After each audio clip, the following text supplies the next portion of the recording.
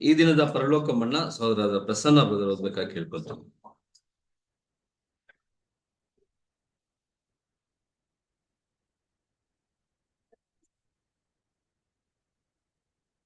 ಈ ದಿನದ ಪರಲೋಕದ ಮನ್ನವನ್ನು ಓದಿಕೊಳ್ಳೋಣ. ಯೆಹೋವನು ನಿನ್ನನ್ನು ಉಪದೇಶಿಸಿ ನಡೆಯಬೇಕಾದ ಮಾರ್ಗವನ್ನು ತಿಳಿಸುವೆನು, ನಿನ್ನನ್ನು ಕಟಾಕ್ಷಿಸಿ ಆಲೋಚನೆ ಹೇಳುವೆನು ಅನ್ನುತ್ತಾನಲ್ಲ. ಕೀರ್ತನೆ 32:8ನೇ ವಚನ.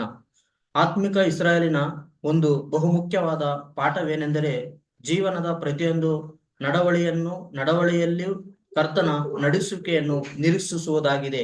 ಹಾಗೂ ಭೌತಿಕ ಅಥವಾ ಪಾರಮಾರ್ಥಿಕವಾಗಿರಲಿ ಕರ್ತನ ಚಿತ್ತವನ್ನು ಬಿಟ್ಟು ಮುಂದುವರಿಯಬಾರದು. ನಾವು ಪರಮ ಕಾನಾನಿಗೆ ಪ್ರಯಾಣ ಮಾಡುತ್ತಿರುವಲ್ಲಿ ನಮಗಾಗುವ ಎಲ್ಲ ಇತರೆ ಅನುಭವಗಳನ್ನು ಅನುಭವಿಸಿದರೆ ಮಾತ್ರ ದೇವರ ವಾಗ್ದಾನಗಳನ್ನು ನಮ್ಮದಾಗಿಸಿಕೊಳ್ಳಲು ಸಾಧ್ಯ. ಹೀಗಿರುವಲ್ಲಿ ನಮಗಿರುವ ಪಾಠ ಪ್ರೇರಣೆಯಾಗಿರುತ್ತದೆ. ಕರ್ತನಿಗೆ ಎಲ್ಲಾ ರೀತಿಯಲ್ಲೂ ನಾವು ಗುಣಗುಟ್ಟದೆ ವಿಧೇಯರಾಗಿದ್ದುಕೊಂಡು ಆತನ ನಡೆಸುವಿಕೆಯನ್ನು ನಿರೀಕ್ಷಿಸುವುದಾಗಿದೆ. ನಾವು ನಿರೀಕ್ಷಿಸಿದಂತೆ ಇದು ಸಂತೋಷದಾಯಕವಾಗಿರಬೇಕಾದರೆ ಹಿಂದೆ ನಮಗಾದ ಅನುಭವಗಳಿಗಿಂತ ಕಲಿತ ಪಾಠ ಹಾಗೂ ಇವುಗಳಿಗಿಂತ ಹೆಚ್ಚಾಗಿ ನಂಬಿಕೆ, ಕರ್ತನ ಶಕ್ತಿ ಮತ್ತು ಆತನ ನಂಬಿಗಸ್ತಿಕೆಯಿಂದ ಆತನಲ್ಲಿ ನಾವಿಟ್ಟಿರುವ ವಿಶ್ವಾಸದಿಂದ ಮಾತ್ರ ಸಾಧ್ಯ. Thank you brother. ಈ ದಿನದ ವೇದ ಪಠಣಕ್ಕಾಗಿ ಆರಿಸಿದ ವೇದ ಭಾಗ ಪ್ರಕಟಣೆ 5ನೇ ಅಧ್ಯಾಯ 1-5 ವಚನವನ್ನು ಲಕ್ಷ್ಮೀ ಸಿಸ್ಟರ್ ಓದ್ಬೇಕಾಗಿ ಕೇಳ್ಕೊಳ್ತೀವಿ.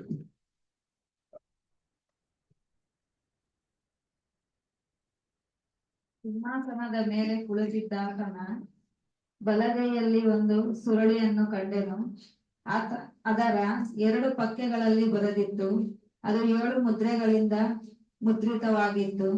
ಇದಲ್ಲದೆ ಬಲಿಷ್ಠನಾದ ಒಬ್ಬ ದೇವದೂತನು ಆ ಸುರುಳಿಯನ್ನು ಬಿಚ್ಚುವುದಕ್ಕೂ ಇದರ ಮುದ್ರೆಗಳನ್ನು ಒಡೆಯುವುದಕ್ಕೂ ಯಾವನು ಯೋಗ್ಯನು ಎಂದು ಮಹಾ ಶಬ್ದದಿಂದ ಸಾರುವುದನ್ನು ಕಂಡೆನು.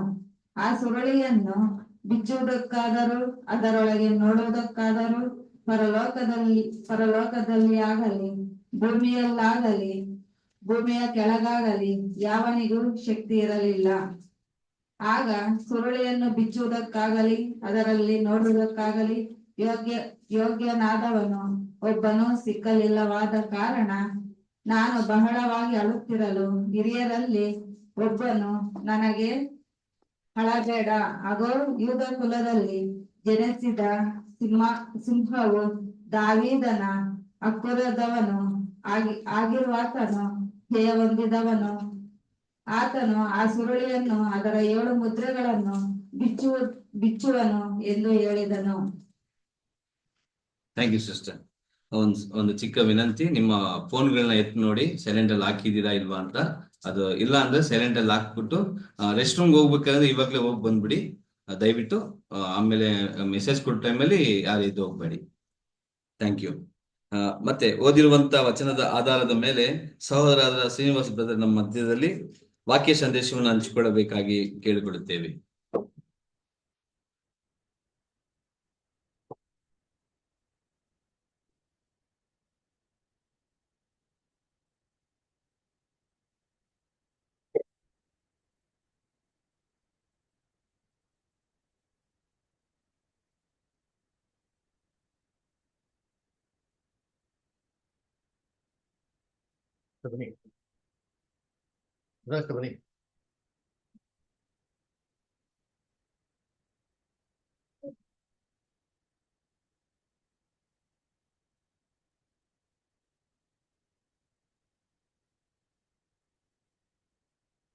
ಸರ್ವಶಕ್ತನು ಅಗಮ್ಯವಾದ ಬೆಳಕಿನಲ್ಲಿ ವಾಸ ಮಾಡ್ತಿರುವಂತ ನಮ್ಮ ತಂದೆಯ ದೇವರಿಗೆ,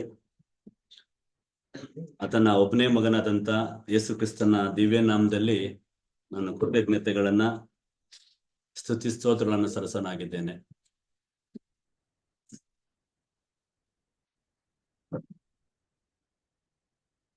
ಸಹೋದರ ಸಹೋದರಿಯರೇ, ತಂದೆಯ ದೇವರಿಂದಲೂ ನಮ್ಮ ಕರ್ತನಾದಂತ ಯೇಸು ಕ್ರಿಸ್ತನಲ್ಲೂ ನಿಮ್ಗೆಲ್ಲರಿಗೂ ಕೃಪೆಯ ಶಾಂತಿ ಉಂಟಾಗಲಿ. ಹಾಗೆ ಈ ಆನ್ಲೈನ್ ಕೂತಿರುವಂತ ಈ ವಾಕ್ಯನ ಕೇಳುವಂತ ನಮ್ಮ ಸಹೋದರ ಸಹೋದರಿಗಳಿಗೂ ಮತ್ತೊಮ್ಮೆ ನಾನು ಈ ಒಂದು ವಂದನೆ ಸಲ್ಲಿಸ್ತಾ ಇದ್ದೀನಿ. ಸಹೋದರ ಸಹೋದರಿಯರೇ, ಇಲ್ಲ ಸ್ವಲ್ಪ ಸಹೋದರ ಸಹೋದರಿಯರೇ, ಇವತ್ತು ಒಂದು ಪಾಠ ರೀ, ಒಂದು ವಿಷಯ, ಅದೊಂದು ಸಾಮಾನ್ಯವಾಗಿ ನಾವು ನೋಡುವಂತ ವಿಷಯನೇ ಇವತ್ತು ನೋಡ್ತಾ ಇದ್ದೀವಿ. ಇವತ್ತು ಪಾಠದ ಒಂದು ಟಾಪಿಕ್ ರೀ, ಒಂದು ವಿಷಯ ಏನಂದ್ರೆ ರಿಸ್ಟೋರೇಷನ್ ಅಂತ, ಪುನಃ ಸ್ಥಾಪನೆ ಅಂತಾರೆ. ಏನ್ರಿ ರೆಸ್ಟೋರೇಷನ್? ರೆಸ್ಟೋರೇಷನ್ ಅಂದ್ರೆ ಪುನಃ ಸ್ಥಾಪನೆ. ಇದು ಅದರದ ಅರ್ಥ ಏನಂದ್ರೆ ಪೂರ್ವ ಸ್ಥಿತಿಗೆ ತರೋದು. ಅಂದ್ರೆ ಒಂದು ಹಾಳಾಗಿರೋದನ್ನ, ಒಂದು ಕೆಟ್ಟೋಗಿರೋದನ್ನ, ಏನ್ರಿ ಒಂದು ನಾಶ ಆಗಿರೋದನ್ನ ಏನ್ರಿ ಆ ಒರಿಜಿನಲ್ ಕಂಡೀಷನ್ ತರೋದು. ಒಂದು ಉದಾಹರಣೆಗೆ ಹೇಳ್ಬೇಕಂದ್ರೆ, ನಿಮಗೆ ಒಂದು ಕಾರ್ ಆಕ್ಸಿಡೆಂಟ್ ಅನ್ಕೊಳ್ಳಿ. ಒಂದು ಕಾರ್ ಏನಾಯ್ತು, ಜಖಮ್ ಆಯ್ತು, ಒಂದು ಆಕ್ಸಿಡೆಂಟ್ ಅಲ್ಲಿ ಏನಾಯ್ತು, ಒಂದು ಜಖಮ್ ನಾಶ ಆಯ್ತು ಅನ್ಕೊಳ್ಳಿ. ಅದನ್ನೇನ್ ಮಾಡ್ಬೇಕು, ಅದನ್ನ ಅದು ಒಂದು ಒರಿಜಿನಲ್ ಕಂಡೀಷನ್ ಬರ್ಬೇಕಂದ್ರೆ ಅದನ್ನೇನ್ ಮಾಡ್ಬೇಕ್ರಿ, ರಿಪೇರ್ ಮಾಡ್ಬೇಕು. ಸೊ ಈ ರಿಸ್ಟೋರೇಷನ್ ಅಂದ್ರೆ ಈ ಪುನಃ ಸ್ಥಾಪನೆ ಅಂದ್ರೆ ಅರ್ಥ ಬಂದ್ಬಿಟ್ಟು ಕೆಟ್ಟೋಗಿರೋದನ್ನ ಏನ್ರಿ ಪೂರ್ವ ಸ್ಥಿತಿಗೆ ತರುವಂತದ್ದು, ಎಲ್ಲವನ್ನು ಸರಿಪಡಿಸುವಂತದ್ದು. ಅರ್ಥ ಆಯ್ತಾ? ರಿಸ್ಟೋರೇಷನ್ ಅರ್ಥ ಏನ್ರಿ? ಹಾಳಾಗಿರೋದನ್ನ ಏನ್ ಮಾಡೋದ್ರಿ, ಪುನಃ ಒರಿಜಿನಲ್ ಕಂಡೀಷನ್ ತರುವಂತದನ್ನೇ ರೆಸ್ಟೋರೇಷನ್ ಅಂತ ಹೇಳ್ತಾರೆ. ಗುಡ್. ಸಹೋದರ ಸಹೋದರಿಯರೇ, ಇವತ್ತೆಲ್ಲ ನಿಮ್ಗೆ ಗೊತ್ತಿರೋದು ವಿಷಯನೇ.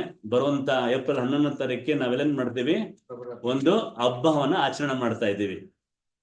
ನಾವ್ ಹಬ್ಬ ಆಚರಣೆ ಮಾಡ್ತಾ ಇದ್ದೀವಾ? ಹೇಳ್ರಿ, ಯಾವ ಹಬ್ಬ ಆಚರಣೆ ಮಾಡ್ತಾ ಇದೀವಿ ನಾವು? ಕ್ರಿಸ್ಮಸ್, ಈಸ್ಟ್ರು, ಮತ್ತೆ ಇನ್ನೊಂದೇನಿದೆ, ಆಲ್ ಸೋಲ್ಸ್ ಡೇಸ್ ಅಂತಿದೆಲ್ಲ, ಅದು ಮಾಡ್ತಾ ಇದೀವಾ? ಮತ್ತೆ ಯಾವ ಹಬ್ಬ ಮಾಡ್ತಾ ಇದೀವಿ ನಾವು? ಫಸ್ಟ್ ಹಬ್ಬನ ನಾವು ಹಬ್ಬನ ನಾವು ಆಚರಣೆ ಮಾಡ್ತಾ ಇದ್ವಿ. ಇದನ್ನು ಬಂದು ತಂದೆ ದೇವರು ತಲಾಂತರಕ್ಕೂ ಏನ್ ಮಾಡಿ ಈ ಮಹಾ ಹಬ್ಬನ ಆಚರಣೆ ಮಾಡಿ ಅಂತ ಹೇಳಿದ್ರು. ಯಾಕೆ ಹೇಳಿದ್ರು ಈ ವಿಷಯನ? ಈ ಹಬ್ಬನ ಜನರೇಷನ್ ಟು ಜನರೇಷನ್ ಏನ್ ಮಾಡಿ, ನೀವು ಈ ಹಬ್ಬನ ಆಚರಣೆ ಮಾಡಿ, ಫಾಲೋ ಎಲ್ಲ ಸೆಲೆಬ್ರೇಟ್ ಮಾಡಿ ಅಂತ. ಬಿಡುಗಡೆಯ ದಿನ ಅದು. ಎಲ್ಲಿಂದ ಬಿಡುಗಡೆ? ದಾಸತ್ವದಿಂದ ಬಿಡುಗಡೆ. ಏನಾಗಿತ್ರಿ, ಇಸ್ರಾಯೇಲ್ ಜನ ಬಂದ್ಬಿಟ್ಟು 430 ವರ್ಷ ಏನಾಗಿದ್ರಿ, ಸೆರೆಯಲ್ಲಿದ್ರು. ಅವ್ರು ಏನೆಲ್ಲಿದ್ರು? ಸೆರೆಯಲ್ಲಿದ್ರು. ಅದರಿಂದ ತಂದೆ ದೇವರು ದಾಸತ್ವ, ಸ್ಲೇವರಿಯಿಂದ ತಂದೆ ದೇವರು ಅವ್ರನ್ನ ಬಿಡಿಸಿದ್ರು ಅಲ್ರಾ. ಸೊ ಅಲ್ಲಿ ಐಗುಪ್ತ ದೇಶ ಒಂದು ಮಹಾ ದೇಶ ರೀ, ಶಕ್ತಿಶಾಲಿ ಆಗಿರುವಂತ ದೇಶದಿಂದ ಫಾರೋನ ಹಸ್ತದಿಂದ ಏನ್ ಮಾಡಿದ್ರು, 10 ಮಹಾ ಅದ್ಭುತಗಳಿಂದ ಏನ್ ಮಾಡಿದ್ರು, ಬಿಡಿಸಿದ್ರು ಅಲ್ರಾ. ಅವ್ರಿಗೇನಾಯ್ತು, ಬಿಡುಗಡೆಯ ದಿನ. ಅದೇ ರೀತಿಯಲ್ಲಿ ಯಾವ ರೀತಿಯಲ್ಲಿ ಇಸ್ರಾಯೇಲ್ ಅವರಿಗೆ ಐಗುಪ್ತ ದೇಶದಿಂದ ಬಿಡುಗಡೆ ಸಿಕ್ತೋ, ಅದೇ ರೀತಿಯಲ್ಲಿ ಮೋಶೆ ಮೂಲಕನೇ ಬಿಡಿಸಿತ್ತು. ಮೋಶೆ ಮೂಲಕ ತಂದೆ ದೇವರು ಅವರನ್ನ ಬಿಡಿಸಿದ್ರು. ಅದೇ ರೀತಿನೇ ತಂದೆ ದೇವರು ಏನ್ ಮಾಡಿದ್ರು, ನಮ್ಮ ಕರ್ತನಾಗಿರುವಂತ ಯೇಸು ಕ್ರಿಸ್ತನ ಮೂಲಕ ಈ ಲೋಕದಿಂದ ನಮ್ಮನ್ನು ಮತ್ತೆ ಏನ್ರಿ, ಲೋಕನ ಸೈತನಿಂದ, ಪಾಪದಿಂದ ಏನ್ ಮಾಡಿದ್ದಾರೆ, ಬಿಡಿಸಿದ್ದಾರೆ. ಪಾಪ ಕೊಡೋ ಸಂಬಳ ಏನ್ರಿ, ಮರಣ. ಅದರಿಂದ ನಮಗೇನಾಯ್ತು, ಮುಕ್ತಿ ಸಿಕ್ತು. ಏನ್ ಸಿಕ್ತ್ರಿ? ಎಲ್ಲಿಂದ ಮುಕ್ತಿ? ಮರಣದಿಂದ. ಪಾಪವ ಕೊಡುವಂತ ಸಂಬಳ ಏನ್ರಿ, ಮರಣದಿಂದ. ಅದರಿಂದ ನಮ್ಗೇನಾಯ್ತು, ಒಂದು ಅದ್ದಿಂದ ನಮ್ಗೆ ಬಿಡುಗಡೆ ಸಿಕ್ತು. ಅವಾಗೇನಾಯ್ತು ನಮಗೆ, ಇದು ಸ್ವಾತಂತ್ರ್ಯ ದಿನ ಅನ್ಕೊಳ್ಳಿ. ಈ ದಿನಾಚರಣೆ ಏನ್ ಮಾಡ್ಬೇಕು ನಾವು, ಈ ಒಂದು ಬಿಡುಗಡೆಯ ಇದನ್ನ ನಾವು ಆಚರಣೆ ಮಾಡ್ಲೇಬೇಕು. ಸಹೋದರ ಸಹೋದರಿಯರೇ, ಯಾವ ರೀತಿಲಿ ಆಚರಣೆ ಮಾಡ್ಬೇಕಂದ್ರೆ, ಇದನ್ನ ಹಬ್ಬನ ಯಾವ ರೀತಿ ಆಚರಣೆ ಮಾಡ್ಬೇಕ್ರಿ? ಸಂತೋಷವಾಗಿ. ಹಬ್ಬನ ನಾವು ದುಃಖವಾಗಿ ಆಚರಣೆ ಮಾಡ್ತೀವಾ? ಎಲ್ರಿ? ಈಗ ಯುಗಾದಿನ ಏನ್ ಮಾಡ್ತಾರೆ, ಸಾಮಾನ್ಯವಾಗಿ ಯುಗಾದಿನೂ ಆಚರಣೆ ಮಾಡ್ತಾರೆ. ಅವ್ರೇನ್ ಮಾಡ್ತಾರೆ, ಯುಗಾದಿನ ಆಚರಣೆ ಮಾಡುವಾಗ ಮನೆಯೆಲ್ಲ ಏನು ಮಾಡ್ತಾರ್ರಿ, ವೈಟ್ ವಾಶ್ ಎಲ್ಲ ಮಾಡಿ, ಕ್ಲೀನಿಂಗ್ ಎಲ್ಲ ಮಾಡಿ, ಅದೇ ರೀತಿಯಲ್ಲಿ ಈ ಒಂದು ಮಹಾ ಹಬ್ಬನ ಮನಸ್ಸಲ್ಲಿರುವಂತ ಏನ್ ಮಾಡ್ಬೇಕ್ರಿ, ಆ ಉಳ್ಳಿನ ತೆಗೆದು ಕ್ಲೀನ್ ಮಾಡಬೇಕು, ಶುದ್ಧ ಮಾಡಬೇಕು. ತೆಗೆದು ಏನ್ ಮಾಡಬೇಕು, ಈ ಹಬ್ಬನ ಆಚರಣೆ ಮಾಡಬೇಕು. ಸೊ ಬರುವಂತ ದಿನಗಳಲ್ಲಿ ಬರುವಂತ ಸಹೋದರಗಳು ಏನ್ ಮಾಡ್ತಾರೆ, ಇದು ಹೆಚ್ಚಿನ ವಿಷಯ, ಈ ಒಂದು ವಿಷಯದ ಬಗ್ಗೆ ಏನ್ ಮಾಡ್ತಾರೆ, ಧ್ಯಾನ ಮಾಡ್ತಾರೆ. ನಾವು ಅಷ್ಟೇ ಇದ್ರ ಬಗ್ಗೆನೆ ಇವತ್ತೇನ್ ಮಾಡನ್ರಿ, ನಾವು ಒಂದು ಪಾಠದ ಮೇಲೆ, ಒಂದು ಹೆಡ್ಡಿಂಗ್ ಮೇಲೆ, ರಿಸ್ಟೋರೇಷನ್ ಏನ್ರಿ ಅರ್ಥ ಏನ್ರಿ ಕನ್ನಡದಲ್ಲಿ? ಪುನಃಸ್ಥಾಪನೆ. ಅದ್ರ ಬಗ್ಗೆನೆ ನಾವು ಮಾತಾಡೋಣ. ಸಹೋದರ ಸಹೋದರಿ, ಇವತ್ತು ನಾನು ಏನ್ರಿ ಧ್ಯಾನಕ್ಕಾಗಿ ಆರಿಸ್ಕೊಂಡಿರುವಂತ ವಾಕ್ಯನ ಅದ್ರಲ್ಲಿ ಏನ್ ಬರುತ್ತೆ ಅಂದ್ರೆ, ಪ್ರಕಟಣೆ 1:5 ಅಲ್ಲಿ ನಮ್ಮ ಅಪೋಸ್ತಲರಾದಂತ ಯೋಹಾನರು ಅವ್ರು ಬರೆದ ಪ್ರಕಟಣೆ ಅದು ಆಯ್ತು. ಅವ್ರು ನೋಡಿರೋ ಒಂದು ದರ್ಶನನ ಇಲ್ಲಿ ಏನ್ ಮಾಡ್ತಿದ್ರೆ ಅಲ್ಲಿ ಬರ್ತಾರೆ. ಏನ್ ದರ್ಶನ ನೋಡ್ರಂದ್ರೆ ಸಿಂಹಾಸನದ ಮೇಲೆ ಕುಳಿತಿದ್ದಾತನ ಬಲಗೈಯಲ್ಲಿ ಏನಿದ್ರೆ ಒಂದು ಸುರುಳಿ ಕಂಡ್ರಂತೆ. ಏನ್ರಿ ಒಂದು ಬುಕ್ನ, ಈಗ ಇವತ್ತು ಮಾಡರ್ನ್ ಲ್ಯಾಂಗ್ವೇಜ್ ಅಲ್ಲಿ ಸುರುಳಿಗೆ ಏನಂತಾರೆ, ಒಂದು ಬುಕ್ನ ಕಂಡ್ರಂತೆ. ಅದು ಎರಡು ಕಡೆನೂ ಆ ಪುಸ್ತಕದಲ್ಲಿ ಬರ್ದಿದೆ, ಹಿಂದೆಗಡೆನು ಹಿಂದೇನು ಒಳಗಡೆ ಮತ್ತೆ ಹೊರಗಡೆ ಅದನ್ನ ಹಿಂದ್ಗಡೆ ಬರ್ದಿರುವಂತ ಪುಸ್ತಕನ ಕಂಡ್ರು. ಅದನ್ನ ಏನ್ ಮಾಡವ್ರೆ 7 ಮುದ್ರೆಗಳಿಂದ ಏನಾಗಿದೆ, ಮುದ್ರೆಲ್ ಹಾಕಿ ಸೀಲ್ ಆಗಿದ್ದಾರೆ. 7 ಏನ್ರಿ 7 ಮುದ್ರೆಗಳಿಂದ ಅದೇನಾಗಿದ್ದಾರೆ, ಇದು ಮುದ್ರಿಸಲಾಗಿತ್ತು ಅಂತಾರೆ. ಸೊ ಆಗ ಆ ಬಲಿಷ್ಠನಾದ ದೇವದೂತನ ಏನ್ ಮಾಡ್ತಾರ್ರಿ, ಆ ಸುರುಳಿನ ಬಿಚ್ಚುವುದಕ್ಕೆ, ಅದನ್ನ ಆ ಮುದ್ರೆಗಳನ್ನ ಒಡೆಯುವುದಕ್ಕೆ ಯಾವನಿಗೆ ಯೋಗ್ಯ ಇದೆ ಅಂತ ಕೇಳ್ತಾರೆ. ಏನ್ರಿ ಈಗ ಏನಿದೆ, ಈ ಒಂದು ಸುರುಳಿ ಯಾರ ಕೈಲಿದೆ, ತಂದೆಯ ಕೈಲಿದೆ. ಯಾರ ಕೈಲಿರಿ, ದೇವ್ರ ಕೈಲಿದೆ. ಈ ಕೈಯಿಂದ ತಕ್ಕೊಂಡ್ ಏನ್ ಮಾಡ್ಬೇಕ್ರಿ, ಈ ಸುರುಳಿನ ಏನ್ ಬೇಕ್ರಿ ಬಿಚ್ಚುವುದಕ್ಕೂ ಮತ್ತೆ ಈ ಮುದ್ರೆಗಳನ್ನು ಒಡೆಯುವುದಕ್ಕೂ ಯಾರಿಗೆ ಯೋಗ್ಯತೆ ಇದೆ, ಯಾವನಿಗೆ ಯೋಗ್ಯನೋ ಒಂದು ಮಹಾಶಬ್ದದಿಂದ ಕರೆದ್ರಂತೆ.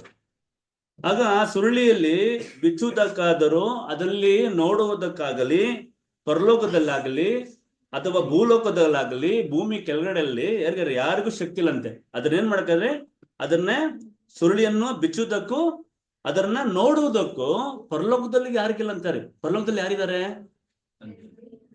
ಎಂಥ ದೇವದೂತರು ಇದ್ದಾರೆ, ಮಹಾನ್ ದೇವದೂತರು ಇದಲ್ರ, ಸೆರಿಫಿಮ್ಸ್ಗಳು, ಕೆರುಬುಗಳು, ಮತ್ತೆ ಗ್ಯಾಬ್ರಿಲ್ಲು ಅಂತ ಮಹಾನ್ ದೇವದೂತರ ಕೈಯಲ್ಲಿ ಸಹ ಈ ಸುರುಳಿನ ಏನ್ ಮಾಡ್ರಿ, ಈ ಸೀಲ್ ಹಾಕಿರೋದಂತೂ 7 ಟೈಮ್ಸ್ ಏನಾಗಿದ್ದಾರೆ, ಇದನ್ನ ಮುದ್ರಿಸಿದಾರಂತೆ. ಈ ಸುರುಳಿನ ಈ ಬುಕ್ನ ಇದನ್ನ ಓಪನ್ ಮಾಡ್ಬೇಕು. ಈ ಬುಕ್ನ ಪರಲೋಕದಲ್ಲಿ ಯಾರನ್ನ ಇದ್ದಾರಂತ ನೋಡಿದ್ರೆ, ಯೋಹನ ದರ್ಶನ ನೋಡ್ತಾ ಇದಾರ್ರಿ, ಪರಲೋಕದಲ್ಲಿ ಯಾರಿಲ್ಲ ಅಂತೆ. ಸರಿನಪ್ಪ, ಭೂಲೋಕದಲ್ಲಿ ಯಾರನ್ನ ಇದ್ದಾರ, ಈ ಒಂದು ಮುದ್ರಣನ ಇದನ್ನ ಓಪನ್ ಮಾಡ್ಲಿಕ್ಕೆ ಯಾರನ್ನ ಇದ್ದಾರಂತ ನೋಡಿದ್ರು ಭೂಲೋಕದಲ್ಲಿ ಎಂತ ಮಹಾನ್ ವ್ಯಕ್ತಿ ಇದಾರ್ರಿ ಅಲ್ರ. ಅಲೆಕ್ಸಾಂಡರ್ ದ ಗ್ರೇಟು ಅನ್ರಿ, ಸಿದ್ಧಾರ್ಥ ಬುದ್ಧನಾಗಿರುವಂತ ಅವರುಗಳು, ಮತ್ತೆ ಮಹಾನ್ ವ್ಯಕ್ತಿಗಳು ಇದ್ರಲ್ರ, ಅವ್ರ ಕೈಲೂ ಸಹ ಏನಾಗಿಲ್ಲ, ಈ ಒಂದು ಮುದ್ರಣನ ಓಪನ್ ಮಾಡಕ್ ಆಗಿಲ್ಲ.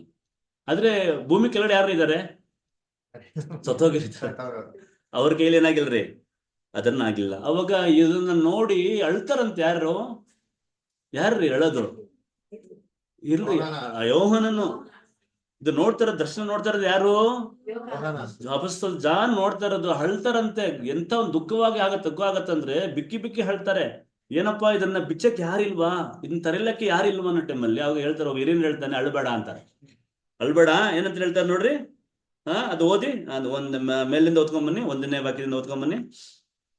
ಪ್ರಕಟಣೆ 5ನೇ ಅಧ್ಯಾಯ 1ರಿಂದ 5 ಓದಿ. ಸಿಂಹಾಸನದ ಮೇಲೆ ಕೂತಿದ್ದಾತನ ಬಲಗೈಯಲ್ಲಿ ಒಂದು ಸುರುಳಿಯನ್ನು ಕಂಡೆನು. ಅದರ ಎರಡು ಪಕ್ಕೆಗಳಲ್ಲಿಯೂ ಬರೆದಿತ್ತು. ಅದು 7 ಮುದ್ರೆಗಳಿಂದ ನೋಡ್ರಿ, 7 ಮುದ್ರೆಗಳಿಂದ ಮುದ್ರಿತವಾಗಿತ್ತು.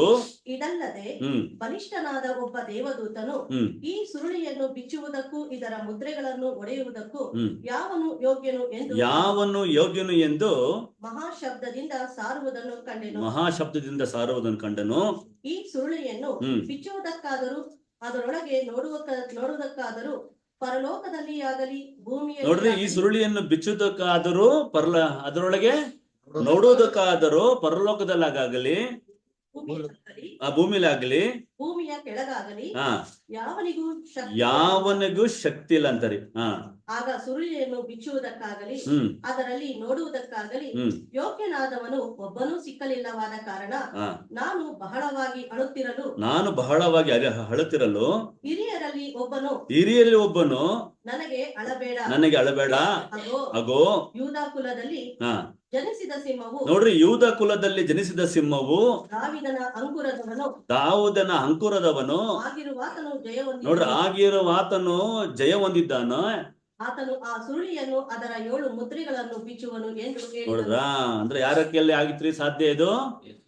ಯೂದ ಕುಲದಲ್ಲಿ ಜನಿಸಿದ್ದ ಸಿಂಹವು, ದಾವಿದನ ಅಂಕುರದವನು ಆಗಿರುವಾತನು ಜಯ ಹೊಂದಿದನಂತೆ. ಏನೋ ಇದನ್ನ ಈ ಬುಕ್ ಸೀಲ್ ಆಗಿದ್ಯೋ ಏನ್ರಿ, 7 ಸೀಲ್ ಆಗಿದ್ಯೋ, ಇದನ್ನ 7 ಸೀಲ್ ಅಂದ್ರೆ ಪರಿಪೂರ್ಣ. ಇದು ಯಾರ ಕೈಯಲ್ಲಿ ಆಗಲ್ರಿ ಬಿಡ್ಸಕಿದನ್ನ, ಒಬ್ಬರ ಕೈಯಲ್ಲಿ ಮಾತ್ರ ಸಾಧ್ಯ ಆಯ್ತಂದ್ರೆ. ಯಾರದು? ಯೂದ ಕುಲದ ಸಿಂಹ ಜನಿಸಿದ ಸಿಂಹವು ದಾವಿದನ ಅಂಕುರನಾದನು. ಅವ್ರ ಕೈಯಲ್ಲಿ ಮಾತ್ರ ಇದನ್ನೇನಾಯ್ತು ಅಂದ್ರೆ ಬಿಚ್ಚಲಕ್ಕೆ, ಯಾಕಂದ್ರೆ ಜಯ ಹೊಂದಿದ್ದಾನಂತೆ, ಅವ್ರ ಕೈಯಲ್ಲಿ ಬಿಚ್ಚಕ್ಕೆ ಸಾಧ್ಯ. ಇದು ನಾವು ಏನ್ ಮಾಡಿದ್ವಿ, ನಾವು ಈ ಧ್ಯಾನಕ್ಕಾಗಿ ಆರಿಸ್ಕೊಂಡಂತ ವಾಕ್ಯನ ಓದಿವಿ. ಅದ್ರ ಮೇಲೆ ನಾವು ಇವತ್ತು ಒಂದು ಹೆಡ್ಡಿಂಗ್ ಮೇಲೆ ಓದ್ತಾ ಇದೀವಿ, ರಿಸ್ಟೋರೇಷನ್ ಅಂತ. ಸೋದರಿಯರೇ, ಸೊ ಈಗ ಈ ಸ್ಕ್ರಾಲ್ ಇದೆಯಲ್ರ, ಈ ಸುರುಳಿ ಇದೆಯಲ್ರ, ಈ ಪುಸ್ತಕ ಅದ್ರೊಳಗಡೆ ಏನಿದ್ದಾರೆ? ದೇವರ ಯೋಜನೆ ಅನ್ನೋರು ರಾಜಭದ್ರ ಬೇಕಾದ್ರೆ ದೇವರ ಯೋಜನೆ ಕರೆಕ್ಟ್. ಯೋಜನೆ ಅಂದ್ಬಿಡ್ರಿ, ಸ್ವಲ್ಪ ಬಿಡಿಸ್ಬೇಕು, ಯೋಜನೆ ಬಿಡಿಸ್ರಿ ಅಂತೀನಿ. ಈಗ ಸುರುಳಿನ ಇದು ಮುದ್ರಣ ಆಗಿರೋಂಥದ್ದು, ಈ ಸುರುಳಿನ ಯಾರು ಬಿಚ್ಚಿದ್ರಂತೆ? ಯೇಸು ಕ್ರಿಸ್ತರು ಬಿಚ್ಚಾಯ್ತು. ಇದು ಏನು, ಈ ಮುದ್ರಿತ ಏಳು ಮುದ್ರೆಗಳಿಂದ ಈ ಮುದ್ರಿತ ಆಗಿರುವಂತ ಈ ಸುರುಳಿನ ಯೇಸು ಕ್ರಿಸ್ತರು ಬಿಚ್ಚಿಬಿಟ್ರು ಅಲ್ರ. ಇದು ಅಂದ್ರೆ ಈ ಸುರುಳೊಳಗಡೆ ಏನಿತ್ತು ಅಂತ ತಕ್ಷಣ ಬ್ರದರ್ ಹೇಳೋದು ದೇವರ ಯೋಜನೆ ಅಂತ ಹೇಳಿ, ಆ ದೇವರೊಡನೆ ಬಿಡಿಸ್ರಿ ಅಂತ ಕೇಳ್ತಾರೆ. ಅದನ್ನು 7 ಸಭೆಗಳ ಬಗ್ಗೆ ನಾನು ಮಾತಾಡ್ತಾ ಇದ್ದೆ. ಸಭೆ ಪ್ರಾರಂಭ ಆಗಕ್ಕೆ ಒಂದು ಮಾಡ್ತಾರೆ ದೇವರ ಮನಸ್ಸು. ಇಲ್ಲಿ ನಾನು 3 ವಿಷಯ ರೀ, ಈ 7 ಸಭೆಗಳ ಬಗ್ಗೆ ನಾನು ಮಾತಾಡ್ತಾ ಇದ್ರಿ. ಈ 66 ಪುಸ್ತಕದಲ್ಲಿ ಏನ್ ಅಡಗಿದೆ ಅಂದ್ರೆ ಜಡ್ಜ್ಮೆಂಟ್, ಏನ್ರಿ, ತೀರ್ಪು ಆಯ್ತು. ಇದು ವಿಷಯದಲ್ಲಿ ತೀರ್ಪು ಆಯ್ತು. ಮತ್ತೆ ಏನಾಯ್ತು, ಅದನ್ನ ರಿಡಂಪ್ಷನ್ ಅಂತಾರೆ, ವಿಮೋಚನೆ ಮಾಡ್ಕೊಬೇಕು. ಇನ್ನೊಂದೇನ್ರಿ, ನೆಕ್ಸ್ಟ್ ರೆಸ್ಟೋರೇಷನ್ ಆಗ್ಬೇಕು, ಏನ್ರಿ, ಆ ಒಂದು ಪೂರ್ವ ಸ್ಥಿತಿಗೆ ಬರುವಂತದ್ದು. ಈ 3 ವಿಷಯ ಬಂದ್ಬಿಟ್ಟು ಅಡಗಿರುವಂತದ್ದು ಈ ಪುಸ್ತಕದಲ್ಲಿ. ಒಂದೇನಾಯ್ತು, ಒಂದು ತೀರ್ಪು ಆಗ್ಬಿಡ್ತು, ಏನ್ರಿ.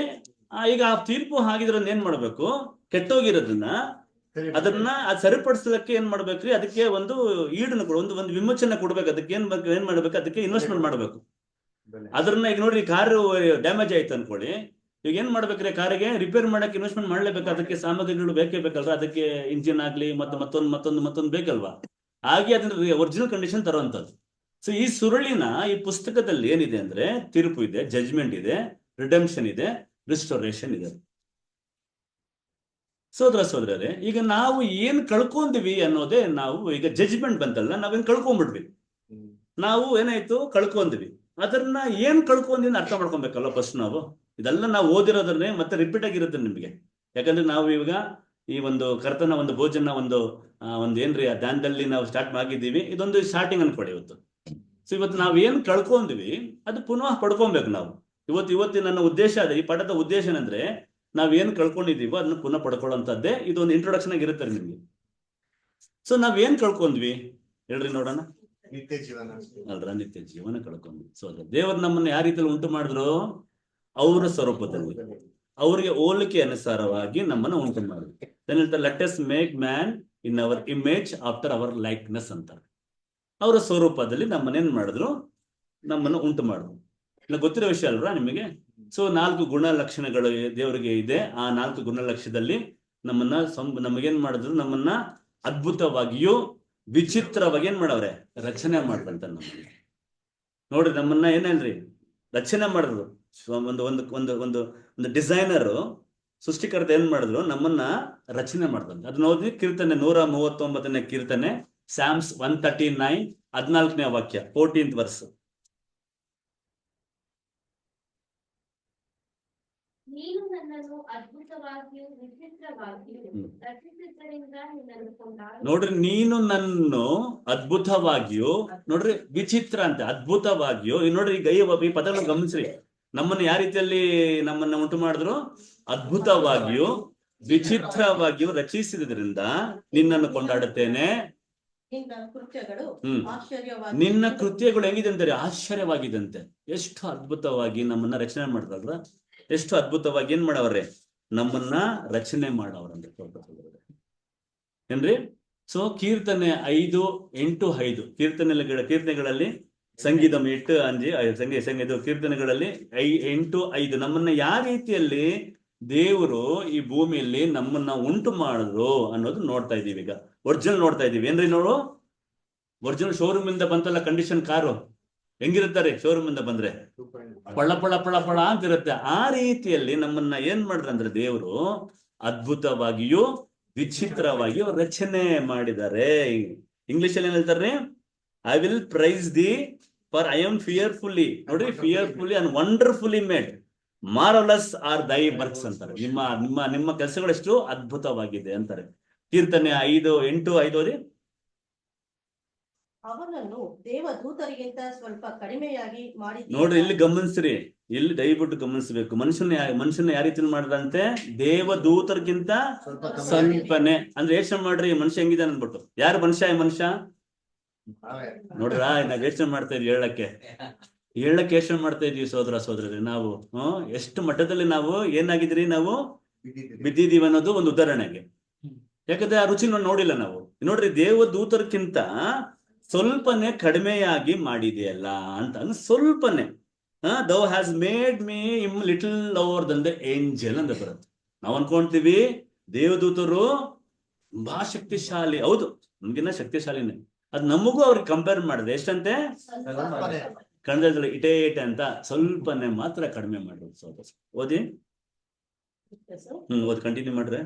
ಅವನನ್ನು ದೇವದೂತರಿಗಿಂತ ಸ್ವಲ್ಪವೇ ಕಡಿಮೆಯಾಗಿ ಮಾಡಿದೆಯಲ್ಲ, ಪ್ರಭಾವವನ್ನು ಮಾನವನ್ನು ಅವನಿಗೆ ಕಿರೀಟವಾಗಿ ಇಟ್ಟಿ. ನೋಡ್ರಿ, ಅವನಿಗೆ ಏನ್ ಮಾಡಿದಂತೆ? ಪ್ರಭಾವವನ್ನು ಮಾನವನ್ನು ಅವನಿಗೆ ಕಿರೀಟವಾಗಿ ಇಟ್ಟಿ ಅಂತಾರೆ.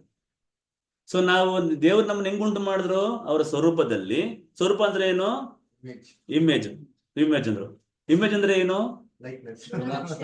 ಗುಣಲಕ್ಷಣ. ಅಂದ್ರೆ ಲೈಕ್ನೆಸ್ ಅಂದ್ರೆ ಏನು? ಅವ್ರ ತರ ಅಂದ್ರೆ ಏನು? ಅದು ಬಂದ್ಬಿಟ್ಟು ಸ್ವರೂಪ ರೀ. ಆಯ್ತಾ? ಸ್ವರೂಪ ಅಂದ್ರೆ 4 ಗುಣಲಕ್ಷಣ ಬಂದ್ಬಿಡ್ತು. ಇಲ್ಲೇನಂದ್ರಲ್ಲಿ ಅಲ್ಲಿ ಏನ್ರ ಹೋಲಿಕೆ ಅಂತಾರೆ. ನಮ್ಮ ಸ್ವರೂಪದಲ್ಲಿ ನಮ್ಮ ಹೋಲಿಕೆ ಅನುಸಾರ ಸರಿಯಾಗಿ ಮನುಷ್ಯನ ಉಂಟು ಮಾಡೋಣ. ಸರಿಯಾಗಿ ಅಂದ್ರೆ ಹೋಲಿಕೆ ಅಂದ್ರೆ ಏನು? ಲೈಕ್ನೆಸ್. ಅವರ ತಂದೆಯಂತೆ ಮಕ್ಕಳು. ಕರೆಕ್ಟ್ ರೀ. ಅದು ಸ್ವರೂಪ ಬಂದ್ಬಿಟ್ರಿ ಸಿಸ್ಟರ್. ಸ್ವರೂಪದಲ್ಲಿ 4 ಗುಣಗಳು: ಪ್ರೀತಿ, ನೀತಿ, ಏನ್ರಿ, ಶಕ್ತಿ ಮತ್ತೆ ಜ್ಞಾನ. ಈ 4 ಗುಣಗಳು ಸೇರ್ಕೊಂಡ್ಬಿಡ್ತು. ಈಗ ಲೈಕ್ನೆಸ್ ಅಂತ ಬಂತು ಒಂದು ಪದ. ಏನಂದ್ರೆ ಹೋಲಿಕೆ ಅಂತ ಬಂತು. ಏನದು? ಈಗ ಕಂಟಿನ್ಯೂ ಮಾಡ್ರಿ, ಅದ್ರಲ್ಲಿ ಆನ್ಸರ್ 8:6 ಓದಿ. ನೋಡ್ರಿ, ಏನು ಪ್ರಭಾವ ಮಾನವನ್ನು ಇಟ್ರಂತೆ. ಏನದು ನೋಡಿ. ನೀನು ಸೃಷ್ಟಿಸಿದ ಎಲ್ಲಾ ವಸ್ತುಗಳ ಮೇಲೆ ಪ್ರಭುತ್ವವನ್ನು ಅವನಿಗೆ. ನೀನು ಸೃಷ್ಟಿಸಿದ್ದ ಎಲ್ಲಾ ವಸ್ತುಗಳ ಮೇಲೆ ಏನಂತಾರೆ? ಪ್ರಭುತ್ವ. ಇದು ಬಂದ್ಬಿಟ್ಟು ದೇವದೂತರಿಗೆ ಈ ಒಂದು ಆಶೀರ್ವಾದ ಎಲ್ಲ ರೀ. ಆದಮ್ಮನ್ನ ಹೋಲಿಕೆ ಅಂದ್ರೆ ಏನ್ರಿ ಅರ್ಥ? ಪ್ರಭುತ್ವ ಅಂದ್ರೆ ಸೃಷ್ಟಿಸಿದ ಎಲ್ಲಾ ವಸ್ತುಗಳ ಮೇಲೆ ಆಳ್ವಿಕೆ ಮಾಡೋಂಥದ್ದು. ಅರ್ಥ ಆಯ್ತಾ? ಸೊ ಲೈಕ್ನೆಸ್ ಅಂದ್ರೆ ಏನು? ಕಿಂಗ್ಶಿಪ್. ರಾಜನ ಯಾಕೆ ದೇವರ ಅಧಿಪತಿ ಆಗಿದ್ದಾರೋ ಈ ಆಕಾಶಕ್ಕೆ, ಭೂಮಂಡಲಗೆ, ಇಡೀ ಪ್ರಪಂಚಕ್ಕೆ, ಇಡೀ ಯೂನಿವರ್ಸ್ಗೆ, ಅದೇ ರೀತಿಯಲ್ಲಿ ನಮ್ಮನ್ನ ಭೂಮಿಯಲ್ಲಿ ಏನ್ ಮಾಡಿದ್ರಂತೆ? ದೊರೆಯಾಗಿಟ್ರು. To rule on the creation. ಈ ಭೂಮಿಯಲ್ಲಿ ಮಾಡಿರುವಂತ ಪ್ರತಿ ಒಂದು ಸೃಷ್ಟಿ ಏನಿದೆಯೋ ಅವರು ಮಾಡಿರೋ ಸೃಷ್ಟಿ ಮೇಲೆ ದೊರೆಯಾಗಿ. ಅದೇ ಲೈಕ್ನೆಸ್. ಅರ್ಥ ಆಯ್ತಾ? ಹಂಗಂದ್ರೆ ಸ್ವರೂಪಕ್ಕೊಂದು ಡಿಫ್ರೆನ್ಸ್. ಸ್ವರೂಪ ಅಂದ್ರೆ ಏನು? ಅಂದ್ರೆ ಸ್ವರೂಪ ಅಂದ್ರೆ ಅವ್ರ ಗುಣಗಳು.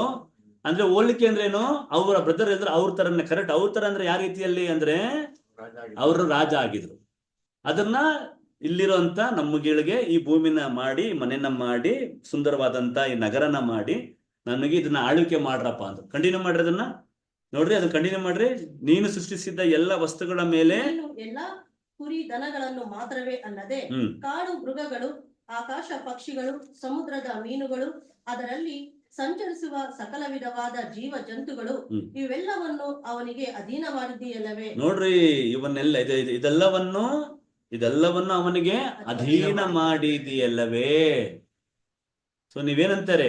ದೇವ್ರು ನಮ್ಗೆ ಭೂಮಿನ ಕೊಟ್ಟು ಆಳ್ವಿಕೆ ಮಾಡ್ರಿ. ಮನುಷ್ಯನ ಮೇಲೆ ಇಲ್ಲ. ಯಾರ ಮೇಲೆ? ಪ್ರಾಣಿ ಪಕ್ಷಿಗಳ ಮೇಲೆ. ನೋಡ್ರಿ, ಕಾಡ ಮೃಗಗಳು, ಸಿಂಹನೂ ಅಷ್ಟೇ, ಆನೆವನ್ ಅಷ್ಟೇ, ಚಿರತೆಗಳು. ಏನ್ ಕಣಪ್ಪ? ಚಿರತೆ, ಹುಲಿ ಎಲ್ಲ ಯಾರನ್ನ ಮಾತು ಕೇಳ್ಬೇಕು? ಕುತ್ಕೊಳ್ರಯ್ಯ, ಕುತ್ಕೋಬೇಕು. ಆಯ್ತಾ? ಬಾಲನ್ನ ಅಲ್ಲಾಡ್ಸ್ಕೊಂಡು ಸಿಂಹಗಳಾಗ್ಲಿ ಡ್ಯಾನಿಲ್ ಮುಂದೆ ಹೆಂಗ್ ಕುತ್ಕೊಂತ್ರಿ? ಆ ರೀತಿಯಲ್ಲಿ ಕೂರಬೇಕು. ಸೊ ಈ ರೀತಿಯಲ್ಲಿ ದೇವ್ರು ನಮ್ಮನ್ನ ಅದ್ಭುತವಲ್ವ ಇದು? ಅದ್ಭುತವಾಗಿಯೂ ವಿಚಿತ್ರವಾಗಿ ರಚನೆ ಮಾಡ್ದಂತೆ. ಎಷ್ಟು ಬ್ಯೂಟಿಫುಲ್ ಆಗಿ ನಮ್ಮ ರಚನೆ ಮಾಡೋದಂದ್ರೆ 2 ಕಣ್ಣು, 1 ಬಾಯಿ. ನೋಡ್ರಿ, ಎಲ್ಲ ಪೊಸಿಷನ್ ಇದೆ. ಎಲ್ಲ ಕೆಟ್ಟೋಗಿದ್ಯಾ? ಹೇಳ್ರಿ, ಎಲ್ಲ ಪ್ರತಿ ಒಂದು ಅಂಗಗಳು ಅದರ ಪೊಸಿಷನ್ ಫಿಕ್ಸ್ ಮಾಡೋರು. ಮಕ್ಕಳ ಕೈಯಲ್ಲಿ ಡ್ರಾಯಿಂಗ್ ಬರ್ಸಕ್ ಹೇಳ್ರಿ, ಒಂದು ರಚನೆ ಮಾಡಪ್ಪ ಅದನ್ನ ಅಂತ ಒಂದು ಬೊಮ್ಮೆನ ಏನ್ ಮಾಡುತ್ತೆ? ಅದು 4 ಇಟ್ಬಿಡುತ್ತದೆ ಅಲ್ರಾ? ಸೊ 1 ಬಾಯಿ ಬದಲು 2 ಬಾಯಿ ಇಟ್ಟಿದ್ರೆ ಏನ್ ಅರ್ಥ ಆಗ್ತದೆ? 1 ಬಾಯಿ, ನಮಗ್ 1 ಬಾಯಿ ಇಟ್ಕೊಂಡೆ ಕಷ್ಟ ಮನೆಯಲ್ಲಿ. ಇನ್ನು 2 ಬಾಯಿ ಇಟ್ಟಿದ್ರೆ ಏನಾಗ್ತಾ ಇತ್ತು, ಇವತ್ತು ಯಾರು ಮನೇಲಿ ಇಡ್ತಾ ಇರಲ್ಲ, ಇವತ್ತು ಪಿಜಿಲಿ ಇಡ್ತಾ ಇದ್ರು. ಯಾಕೆ ಯಾಕೆ ಯಾಕಮ್ಮ? ಒಂದು ಬಾಯಿಯಲ್ಲೇ ಕಷ್ಟ ಅಂದ್ಮೇಲೆ 2 ಬಾಯಿ ಇಟ್ಟಿದ್ರೆ ನೋಡ್ರಿ, ದೇವ್ರು ನಮ್ಮನ್ನ ಅದ್ಭುತವಾಗಿ ರಚನೆ ಮಾಡಿದ್ದಾರೆ. ಸೋದರ ಸೋದರಿ, ನೀವು ಇನ್ನೂ ಧ್ಯಾನ ಮಾಡ್ಬೋದು, ವಿಷಯದಲ್ಲಿ ಧ್ಯಾನ ಮಾಡ್ಬೋದು. ನಾವ್ ಅನ್ಕೊಂತೀವಿ ಏನಪ್ಪಾ ಮನುಷ್ಯನ ಲೈಫ್, ಏನಪ್ಪಾ ಮನುಷ್ಯ ಇಷ್ಟು ವಿಚಿತ್ರವಾಗಿ ಮೋಸವಾಗಿದ್ದಾನೆ ಅನ್ಕೊಂತೀವಿ. ನಮ್ಮನ್ನ ದೇವ್ರು ಉಂಟು ಮಾಡುವಾಗ ದೇವದೂತರ್ಕಿನ್ನ ಕಡಿಮೆನೆ ಉಂಟು ಮಾಡುದು.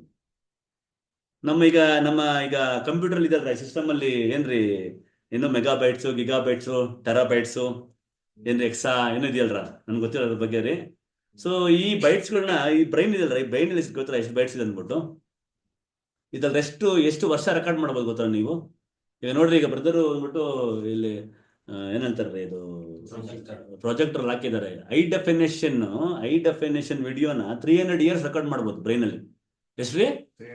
300 ವರ್ಷ ರೆಕಾರ್ಡ್ ಮಾಡ್ಬೋದ್ರಿ. ರೆಕಾರ್ಡ್ ಮಾಡಿ ಒಂದು ಟಿವಿಗೆ, ಒಂದು ಸ್ಮಾರ್ಟ್ ಟಿವಿಗೆ ಆನ್ ಮಾಡ್ಬಿಟ್ರೆ ನನ್ನ ಬ್ರೈನ್ ಇಲ್ಲ ಬಿಡ್ರಿ, ನನ್ ಇರೋದು ನನ್ನ ಬ್ರೈನ್ 0.1% ಬ್ರೈನ್ ಯೂಸ್ ಮಾಡ್ತಾರೋದು ನಾನು. ಈ ಬ್ರೈನ್ ಇಂದ ನೀವು ಈ ಸ್ಮಾರ್ಟ್ ಟಿವಿಗೆ ಆನ್ ಮಾಡ್ಬಿಟ್ರೆ 300 years 300 ವರ್ಷ ಸತತವಾಗಿ ನಾನ್ ಸ್ಟಾಪ್ ಏನ್ ಮಾಡ್ಬೋದ್ರಿ, ರನ್ ಮಾಡ್ಬೋದು. ಅಷ್ಟು ಈ ಬ್ರೈನ್ ಅಲ್ಲಿ ಏನಂದ್ರಿ. ಅದಕ್ಕೆ ದೇವದೂತರ್ಕಿಂತಾನೆ ಸ್ವಲ್ಪ ಅರ್ಥ ಮಾಡ್ಕೊಬೇಕು ಮನುಷ್ಯನ್ನ, ಸ್ವಲ್ಪನೇ ಮಾತ್ರ ಮಾಡಿದ್ರು. ಸೋದರ ಸೋದರರೇ, ಡಿಯೋಟೋನಮಿ ಧರ್ಮೋಪದೇಶ ಕಂಡ 32:4 ಓದಿ.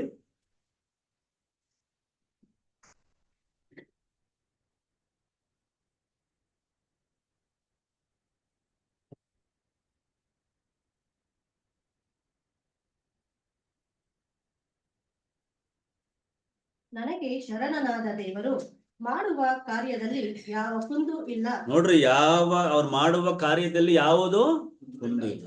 ಅಷ್ಟು ಬ್ಯೂಟಿಫುಲ್ ಆಗಿ ನಮ್ಮನ್ನ ಉಂಟು ಮಾಡಿದ್ರು. ಒಂದ್ ಸಣ್ಣ ಪಕ್ಷಿ ರೀ, ಒಂದು ಸಣ್ಣ ಪಕ್ಷಿ, ಅದ್ರ ಬುರ್ರೆ ಅದ್ರದ್ದು ಎಡ್ಡಿರೋದು ಇಷ್ಟೇ ಇರೋದು ಅದ್ರದ್ದು ತಲೆ ಇರೋದು. ಈ ಒಂದು ಪಕ್ಷಿ ಸೈಬರಿಯಾದಿಂದ ಎಲ್ಲಿ ಬರುತ್ತಾರೆ? ಮೈಸೂರಿಗೆ ಬರುತ್ತೆ. ಸೈಬರಿಯಾದಲ್ಲಿ ಯಾವ ದೇಶ ಅದು? ಸೈಬರಿಯಾದ ಎಲ್ಲಿದೆ ರೀ? ರಷ್ಯಾ ಮೇಲಿರೋಂಥ ದೇಶ ಅದು, ಸೈಬೀರಿಯಾ ಅನ್ನೋ ದೇಶ. ಆ ಸೈಬರಿಯಿಂದ ಚೈನಾ ದಾಟ್ಕೊಂಡು, ರಷ್ಯನ್ ಆದ್ಮೇಲೆ ಚೈನಾ ಬರುತ್ತೆ. ಆಮೇಲೆ ಹಿಮಾಲಯ ಪರ್ವತಗಳು ಬರುತ್ತೆ. ಹಿಮಾಲಯ ಪರ್ವತ ದಾಟ್ಕೊಂಡು ಉತ್ತರ ಭಾರತ ದಾಟ್ಕೊಂಡು ದಕ್ಷಿಣಕ್ಕೆ ಭಾರತ ಬಂದು, ಅಲ್ಲಿ ಕರ್ನಾಟಕ ಬಂದ್ಬಿಟ್ಟು, ಅಲ್ಲಿ ಮೈಸೂರಿಗೆ ಬಂದು, ಮೈಸೂರಿನ ರಂಗನಾಥ್ ತಿಟ್ಟಕ್ಕೆ ಬಂದು, ಅಲ್ಲಿ ಮೊಟ್ಟೆ ಇಟ್ಟು ಮೊಟ್ಟೆನ ಮರಿ ಮಾಡಿ ಎಲ್ಲೋ ಗೊತ್ತಾ ರಿಟರ್ನ್ ಸೈಬರಿಯಾ ಹೋಯ್ತು. ಎಷ್ಟು ಬುರೆ! ಈ ಬುರೆಯಲ್ಲಿ ಈ ಒಂದು ದಾರಿ ತೋರಿಸ್ರಲ್ಲ, ಇದು ನಾವು ನ್ಯಾವಿಗೇಷನ್ ಯಾರು ಮಾಡಿತ್ತು? ಏರೋಪ್ಲೇನ್ ಹೋಗ್ಬೇಕಂದ್ರೆ 6000 ಕಿಲೋಮೀಟರ್ ಅನ್ಕೊಳ್ಳಿ. ಎಲ್ಲಿಂದ ಸೈಬರಿಯಾದಿಂದ ಮೈಸೂರಿಗೆ ಏರೋಪ್ಲೇನ್ ಬರ್ಬೇಕಂದ್ರೆ 2 times ನಮ್ಗೆ ರೀಫಿಲಿಂಗ್ ಮಾಡ್ಬೇಕು. ಅದಕ್ಕೆ ಪೆಟ್ರೋಲ್ ಬೇಕಲ್ರ, ರೀಫಿಲ್ ಮಾಡ್ಬೇಕು. ಅದಕ್ಕೆ ರಾಡಾರ್ ಅಂತ ಇರುತ್ತೆ, ನೇವಿಗೇಷನ್. ಅದಿಲ್ಲ ಅಂದ್ರೆ ಓಡಕ್ಕಾಗಲ್ರಿ ಏರೋಪ್ಲೇನ್. ಇಷ್ಟೇ ಬುರುಡೆಯಲ್ಲಿ ಇದು ಪ್ರತಿ ವರ್ಷ ಆಕಸ್ಮಿಕವಾಗಿ ಬರಲ್ರಿ. ಪ್ರತಿ ವರ್ಷ ಬಂದು ಮೈಸೂರಿಗೆ ಬಂದು ಮೊಟ್ಟೆ ಇಟ್ಟು ಮರಿ ಮಾಡಿ, ಮರಿಗಳೆಲ್ಲ ತೆಲ್ಲೋಗುತ್ತೆ ಮತ್ತೆ ರಿಟರ್ನ್ ಗೊಟ್ಟದು ಸೈಬೀರಿಯಾ ದೇಶ. ನಾನು ಸಣ್ಣ ಉದಾಹರಣೆ ಕೊಟ್ಟೆ ನಿಮ್ಗೆ. ಒಂದು ಪಕ್ಷಿಗೆ ಅಂತ ಒಂದು ತಲೆ ಇರೋ ಟೈಮಲ್ಲಿ, ಬುರ್ರೆ ಇರೋ ಟೈಮಲ್ಲಿ, ಬ್ರೈನ್ ಇರೋ ಟೈಮಲ್ಲಿ, ವಾಟ್ ಅಬೌಟ್ ದಿ ದೇವರ ಸ್ವರೂಪದಲ್ಲಿ ಮಾಡಿದ್ರಲ್ಲ ಮನುಷ್ಯನ ಹೆಂಗಿರ್ತಂದು ಯೋಚನೆ ಮಾಡ್ರಿ. Super computer. ಕಂಪ್ಯೂಟರ್ ನೀವು ಈ ಕಂಪ್ಯೂಟರ್ ಮುಂದೆ ಹೋಲಿಕೆ ಮಾಡಕ್ಕಾಗಲ್ರಿ. ಸೂಪರ್ ಕಂಪ್ಯೂಟರ್ ಸೋದರ. ಅರ್ಥ ಆಯ್ತಾ? ಸೊ ನಾವು ಒರಿಜಿನಲ್ ನೋಡ್ತಾ ಇದೀವಿ. ಇನ್ನು ಏನ್ ನೋಡ್ತಾ ಇದ್ದೀವಿ?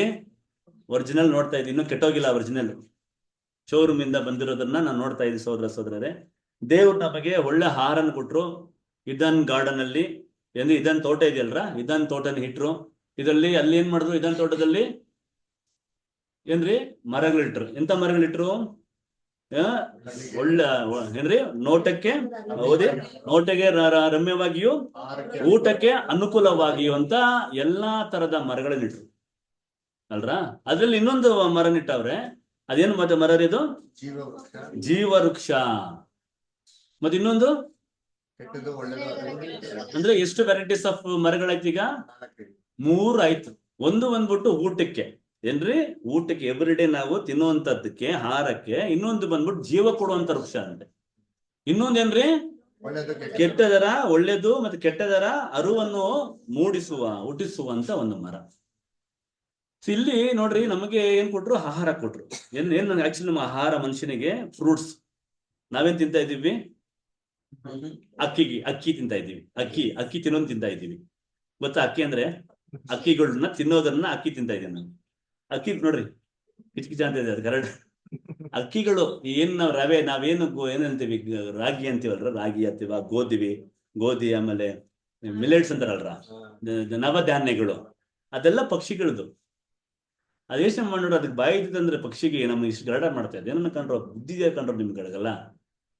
ನಿಮ್ಮ ಫುಡ್ ಏನು ಹಣ್ಣುಗಳು ತಿನ್ನುವಂಥದ್ದು. ನಿಮ್ಮ ದೇವ್ರು ಹೇಳಿರೋದೇನು ಫ್ರೂಟ್, ನಿನಗೆ ಫಲಗಳನ್ನ ನೀವು ಅದನ್ನ ತಿನ್ರಪ್ಪ ಅಂತ ಹೇಳಿರೋದು. ನೀವೇನ್ ಮಾಡ್ತಾ ಇದ್ದೀರಾ? ನಾನ್ ತಿನ್ನೋ ಊಟನ ಪಕ್ಷಿಗಳಿಗೆ ಮಾಡೋಂಥದ್ರಿ. ವೆಜಿಟೇಬಲ್ಸ್ ಬಂದ್ಬಿಟ್ಟು ಅನಿಮಲ್ಸ್ಗೆ. ಆಯ್ತಾ ಸೋದರರೇ, ಇಲ್ಲಿ ಒಂದು ಜೀವದಾಯಕ ವೃಕ್ಷ ಕೊಟ್ರು. ಇದು ತಿಂದ್ರೆ ಮನುಷ್ಯನಿಗೆ ಏನಂತಾರೆ, ಶಾಶ್ವತವಾಗಿ ಅವನು ಜೀವಿಸ್ತಾ ಇದ್ದ. ಎಂಥ ಜೀವನ, ಯಾವುದೇ ಕೊರತೆ ಇಲ್ದಿರ, ಯಾವುದೇ ಒಂದು ಡಿಸೀಸ್ ವ್ಯಾಧಿಗಳು ಇಲ್ದಿರ, ಈ ಒಂದು ಏನ್ರಿ ಇಂಗ್ಲಿಷ್ ಅಲ್ಲಿ ಹೇಳ್ತಾರೆ tree of life. Tree of life ಏನ್ರಿ ಕನ್ನಡದಲ್ಲಿ ಅಂದ್ರೆ ನೀವು ಅದು ಓದ್ಬಿಡ್ರಿ, ಆದಿಕಾಂಡ 2:9. ಯೆಹೋವ ದೇವರು ನೋಟಕ್ಕೆ ರಮ್ಯವಾಗಿಯೂ ಊಟಕ್ಕೆ ಅನುಕೂಲವಾಗಿಯೂ ಇರುವ ಎಲ್ಲಾ ತರದ ಮರಗಳನ್ನು ಆ ಭೂಮಿಯಲ್ಲಿ ಬೆಳೆಯ ಮಾಡಿದನು. ಅದಲ್ಲದೆ ಆ ವನ ಮಧ್ಯದಲ್ಲಿ ಜೀವದಾಯಕ ವೃಕ್ಷವನ್ನು ಒಳ್ಳೆದರ ಕೆಟ್ಟದರ ನೋಡ್ರಿ, ಆ ವನ ಮಧ್ಯದಲ್ಲಿ ಜೀವದಾಯಕ ವೃಕ್ಷವನ್ನು ಮತ್ತೆ ಒಳ್ಳೆದರ ಕೆಟ್ಟದರ ಹರುವನ್ನು ಹುಟ್ಟಿಸುವ ವೃಕ್ಷವನ್ನು ಮಾಡಿಸಿದನು. ವಂಡರ್ಫುಲ್ ಬ್ಲೆಸ್ಸಿಂಗ್ ಅಲ್ವಾ ಇದು? ಏನು ಕೊರತೆ ಇದೆಯಾ ಈ ಒಂದು ಆಶೀರ್ವಾದದಲ್ಲಿ? ಏನನ್ನ ಕಡಿಮೆ ಇದೆಯಾ? ಇಲ್ಲ. ನೋಡ್ರಿ, ಎಚ್ಚೆತ್ತವಾಗಿ ಅನ್ಲಿಮಿಟೆಡ್ ಏನ್ರಿ ನೋಡಿದ್ರೆ ಹೋಟೆಲ್ ಹೋದ್ರೆ ಅನ್ಲಿಮಿಟೆಡ್ ಫುಡ್ ಅಂತ ನಾವು ನೋಡ್ತೀವಿ. ಅದೇ 1,300 ರೂಪಾಯಿ ಹಾಕಿರ್ತಾನೆ. ಬೇಡಪ್ಪ, 1 ತಿಂಗಳದ್ದು ನಮ್ಗೆ ರೇಷನ್ ಅಕ್ಕಿ ಬರುತ್ತೆ ಅಂತ ಬಂದ್ಬಿಡ್ತೀವಿ. ಇಲ್ಲಿ ದೇವರು ಎಚ್ಚೆತ್ತವಾಗಿ ಅನ್ಲಿಮಿಟೆಡ್ಲಿ ಏನ್ ಮಾಡ್ಲಿ ನಾವು ತಿನ್ನು ಚೆನ್ನಾಗಿರೋ ಅಂತ ಕೊಟ್ರು. ಈ ಒಂದು ಆಶೀರ್ವಾದ ನಮ್ಗೆ ಬಂತನ್ರಿ. ನಾವು ಈ ಒಂದು ಆಶೀರ್ವಾದನ ನಾವು ಪಡ್ಕೊಂಡ್ಬಿಟ್ವಿ ದೇವರಿಂದ. ಆದ್ರೆ ದೇವ್ರ ಸೃಷ್ಟಿಕರ್ತ ಅಲ್ವ, ನಮ್ಮ ತಂದೆ ನಮಗೇನ್ ಮಾಡಿದ್ರು, ಒಂದು ಆಜ್ಞೆ ಕೊಟ್ರು. ಏನಂದ್ರೆ ಅದು ಸಾಮಾನ್ಯವಾಗಿ ತಂದೆ ತಾಯಿಗಳು ಇಷ್ಟಪಡುವಂಥದ್ದಲ್ರ. ಒಂದು ತಪ್ಪು ದಾರಿಗೆ ಹೋಗ್ಬೇಡಪ್ಪ, ತಪ್ಪು ದಾರಿಗೆ ಹೋದ್ರೆ ಏನ್ ಮಾಡ್ತೀನಿ, ನಾ ದಂಡಿಸ್ತೀನಿ, ಶಿಕ್ಷಿಸ್ತೀನಿ ಅಂತೀವಿ. ನನ್ನಪ್ಪ ಮಾಡ್ತಾರಲ್ಲಪ್ಪ, ತಪ್ಪು ದಾರಿಗೆ ಆದ್ರೆ ಏನ್ ಮಾಡ್ತಾರೆ, ದಂಡಿಸ್ತೀನಿ ನೋಡಪ್ಪ, ಹೊಡಿತೀನಿ ಅಂತಾರೆ. ಯಾಕೆ ಹೇಳ್ತಾರೆ ಅಂದ್ರೆ ಕೆಟ್ಟೋಗ್ತಾನೆ ಅನ್ಬಿಟ್ಟು. ನನ್ನ ಮಗನಾಗ್ಲಿ ಮಗಳಾಗ್ಲಿ ಕೆಟ್ಟೋಗ್ತಾರೆ, ಒಳ್ಳೆ ದಾರಿಗೆ ಹೋದ್ರೆ ಚೆನ್ನಾಗಿರ್ತಾನೆ ಅನ್ಬಿಟ್ಟು. ಅದೇ ರೀತಿ ತಂದೆ ದೇವರು ನಮ್ಮ ತಂದೆ ತಾಯಿಗಳಿಗೆ ಒಂದು ಆಜ್ಞೆಯನ್ನು ಕೊಡ್ತಾರೆ. ಏನ್ ಆಜ್ಞೆ ಕೊಟ್ರು? ಒಳ್ಳೆದರ ಕೆಟ್ಟದರ ಹಣ್ಣನ್ನು ಏನ್ ಮಾಡ್ಬಿಡಿ, ನೀವು ತಿಂದ್ರೆ ನೀವು ಸತ್ತೋಗ್ತೀರಾ ಅಂತ ವಾಕ್ಯನ ಹೋದ್ರಿ. ಆದಿಕಾಂಡ 2:17. 17 ಆದಿಕಾಂಡ ಜೆನೆಸಿಸ್ 2:17. ಆದಿಕಾಂಡ 2:17. ನೀನು ತೋಟದಲ್ಲಿರುವ ಎಲ್ಲಾ ಮರಗಳ ಹಣ್ಣುಗಳನ್ನು ಯಥೇಚ್ಛವಾಗಿ ತಿನ್ನಬಹುದು. ಒಳ್ಳೆದರ ಕೆಟ್ಟದರ ಅರುವನ್ನು ಹುಟ್ಟಿಸುವ ಮರದ ಹಣ್ಣನ್ನು ಮಾತ್ರ ತಿನ್ನಬಾರದು. ತಿಂದ ದಿನ ಸತ್ತೇ ಹೋಗುವಿ.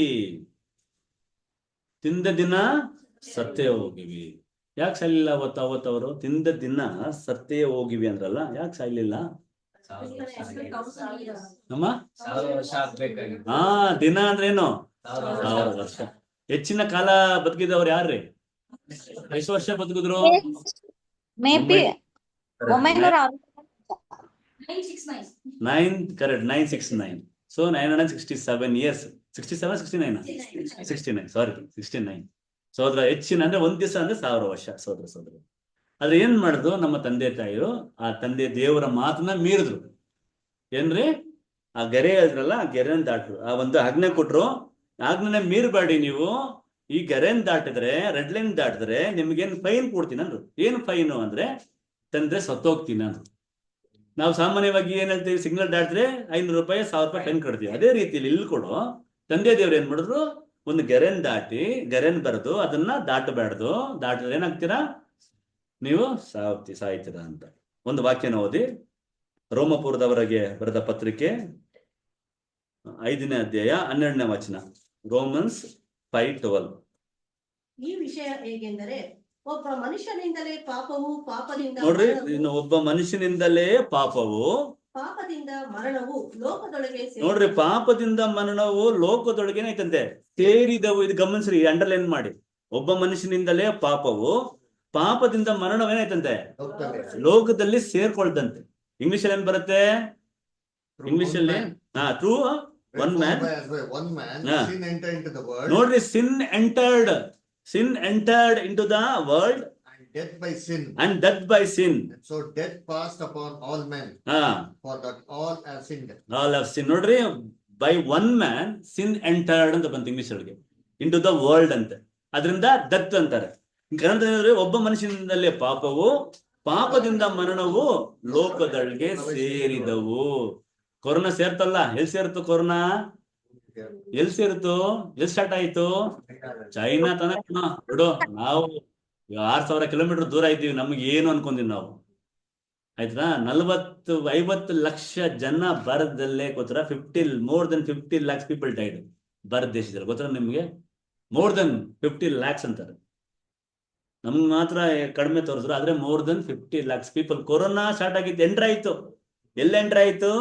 ಚೈನಾದಲ್ಲಿ. ಒಬ್ಬನಿಗೆ ಎಂಟ್ರ್ ಆಯ್ತು ದೇಹದಲ್ಲಿ, ಅವಾಗ ಏನಾಯ್ತು? ಹರಳಿತು. ಅದೇ ರೀತಿಯಲ್ಲಿ ಒಬ್ಬ ಮನುಷ್ಯ ಪಾಪದಿಂದ ಏನ್ರಿ, ಒಬ್ಬ ಮನುಷ್ಯನಿಂದಲೇ ಪಾಪವು, ಪಾಪದಿಂದ ಮರಣವು ಲೋಕದೊಳಗೆ ಸೇರಿದವು. ಕಂಟಿನ್ಯೂ ಮಾಡ್ರಿ ಅದನ್ನ. ಎಲ್ಲರೂ ಪಾಪ ಮಾಡಿದ್ದರಿಂದ ಮರಣವು ಹೀಗೆ ಎಲ್ಲರಲ್ಲಿಯೂ ವ್ಯಾಪಿಸಿ. ನೋಡ್ರಿ, ಎಲ್ಲಾರು ಪಾಪ ಮಾಡಿದ್ರಿಂದ ಮರಣವು ಹೀಗೆ ಎಲ್ಲಾರಿಯಲ್ಲಿಯೂ ಬಂದಾಯ್ತು. ಇವಾಗ ಏನಾಯ್ತ್ರಿ? ಈಗ ಜಖಮ್ ಆಯ್ತಲ್ಲ, ತೀರ್ಪು ಬಂದಾಯ್ತು. ತೀರ್ಪು ನೋಡಿದ್ವಿ ನಾವು. ಆ ಸುರುಳಿನ ಓಪನ್ ಮಾಡಿದ್ದಾರೆ, ಆ ಸುರುಳಿ ನೋಡ್ತಾ ಇದೀವಿ ನಾವು, ಪಿಕ್ಚರ್ ನೋಡ್ತಾ ಇದ್ದೀವಿ. ಒಂದು ಪರಿಪೂರ್ಣವಾಗಿ ಅವ್ರನ್ನ ರಾಜನ್ ತರ ದೊರೆಯಾಗಿ ಭೂಮಿಯಲ್ಲಿ ನಮ್ಮನ್ನ ಮಾಡಿದ್ರು.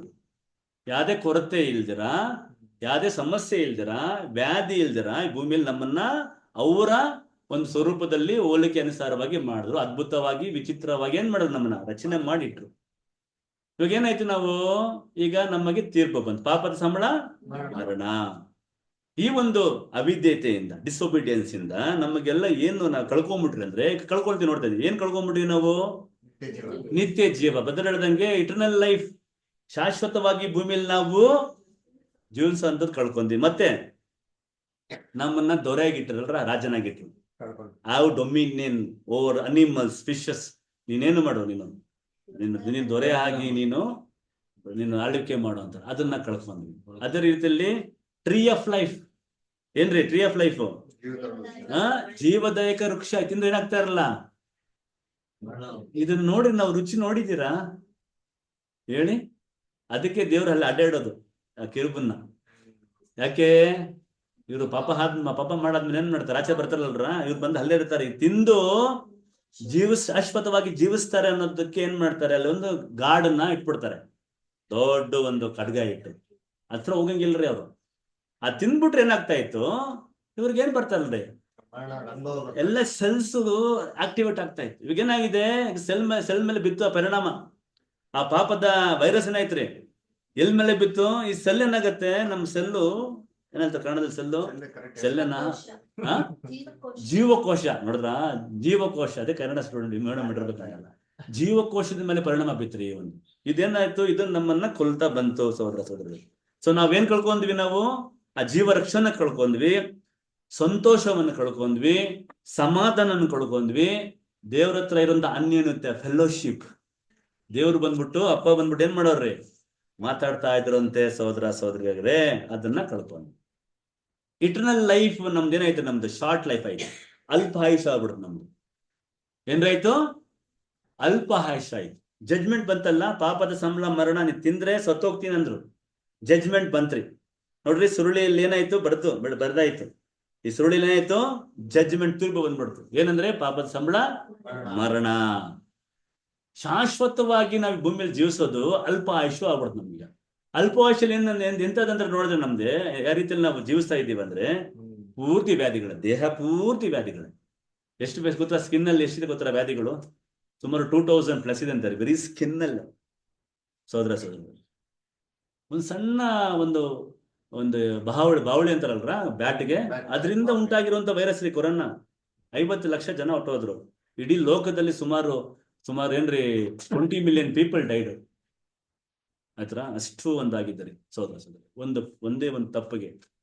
ಅದೇ ರೀತಿ ಯುದ್ಧಗಳಾಯ್ತು. ಯುದ್ಧಗಳಲ್ಲಿ ಬಂದ್ಬಿಟ್ಟು ಎಷ್ಟೋ ಮರಣಗಳಾಗಿದ್ದಾರೆ. ಮುಂದೆ ಬರುವಂತ ಯುದ್ಧಗಳು ನೋಡ್ತೀವಿ ನಾವು. ಇದು ನ್ಯೂಕ್ಲಿಯರ್ ವಾರ್. ಒಂದೇ ಒಂದು ಬಾಂಬ್ ಹಾಕಿದ್ರೆ, ನ್ಯೂಕ್ಲಿಯರ್ ಬಾಂಬ್ ಹಾಕಿದ್ರೆ ಬೆಂಗಳೂರು ಬೂದಿ ಆಗತ್ತೆ. ಏನ್ರಿ? ಬೂದಿ. ಸೆಕೆಂಡಲ್ಲಿ ಒಂದೇ ಬಾಂಬ್.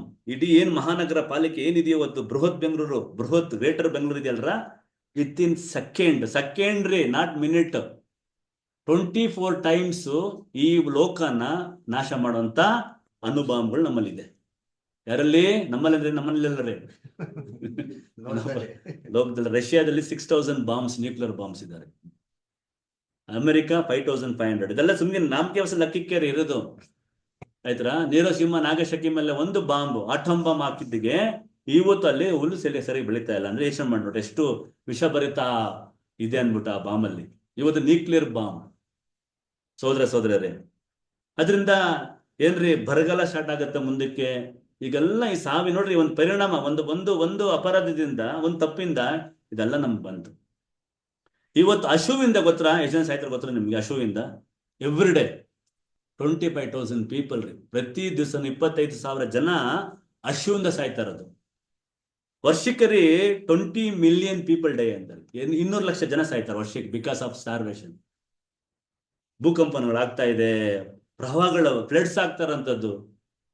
ಇದೆಲ್ಲ ಏನ್ ಎಫೆಕ್ಟು?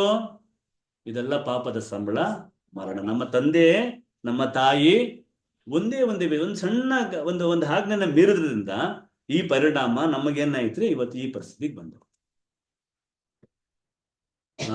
ಕೀರ್ತನೆ 39ನೇ ಕೀರ್ತನೆ 5ನೇ ವಾಕ್ಯ ಓದಿ. Psalms 39:5. ನನ್ನ ಆಯುಷನ್ನು ನೇಗಿದ್ದವಾಗಿ ಸೊ ನನ್ನ ಆಯುಷನ್ನು ಏನುದ್ದಾಗಿ ಮಾಡಿದೆಯಲ್ಲ. ನೋಡ್ರಿ, ಇಟರ್ನಲ್ ಲೈಫ್ ನಮ್ದು ಶಾಶ್ವತವಾಗಿ ಈಗ ಭೂಮಿಲಿ ನಾವು ಜೀವಿಸ್ಬೇಕಾಗಿತ್ತು. ಏನಾಯ್ತು ಈಗ? ಗೇಣುದ್ದವಾಗಿ ಮಾಡಿದೆಯಲ್ಲ. ಕಂಟಿನ್ಯೂ ಮಾಡಿಸಿಲ್ಲ. ನನ್ನ ಜೀವಿತ ಕಾಲ ನಿನ್ನ ಎಣಿಕೆಯಲ್ಲಿ ಏನು ಅಲ್ಲ ಅಂದೆನು. ನೋಡ್ರಿ, ನನ್ನ ಜೀವಿತ ಕಾಲ ನಿನ್ನ ಎಣಿಕೆಯಲ್ಲಿ ಏನು ಅಲ್ಲ ಅಂದೆನು. ಮನುಷ್ಯನೆಂಬುವನು ಎಷ್ಟು ಸ್ಥಿರನೆಂದು ಕಂಡರೂ ಬರೀ ಉಸಿರೇ. ನೋಡ್ರಿ, ಮನುಷ್ಯನೆಂಬನು ಎಷ್ಟು ಸ್ಥಿರನೆಂದು ಕಂಡ್ರು ಬರೀ ಉಸಿರು. ನನ್ನ ಆಯುಷ್ಯ ಕಾಲ ಗೇಣುದ್ದವಾಗಿ ಮಾಡಿದ್ಯಲ್ಲ. ಎಷ್ಟು ಒಂದು ಮೋಸದ ಸ್ಥಿತಿಯಲ್ಲಿ ಇದ್ದೀವಿ ನಾವೀಗ ಅಲ್ರಾ? ಎಷ್ಟು ಮೋಸವಾದ. ಇದನ್ನೇನ್ ಮಾಡ್ಬೇಕು ಈಗ? ಇದನ್ನ ರೆಡಿ ಮಾಡ್ಬೇಕು ಮುಂದಕ್ಕೆ. ರೆಡಿ ನೋಡೋಣ ಹೆಂಗ್ ದೇವ್ರಿಗೆ ರೆಡಿ ಮಾಡ್ತಾರೆ ಅಂದ್ಬಿಟ್ಟು. ಇದನ್ನು ಯೋಬ 14:1 ಓದಿ. ಜೋಬ್ 14:1.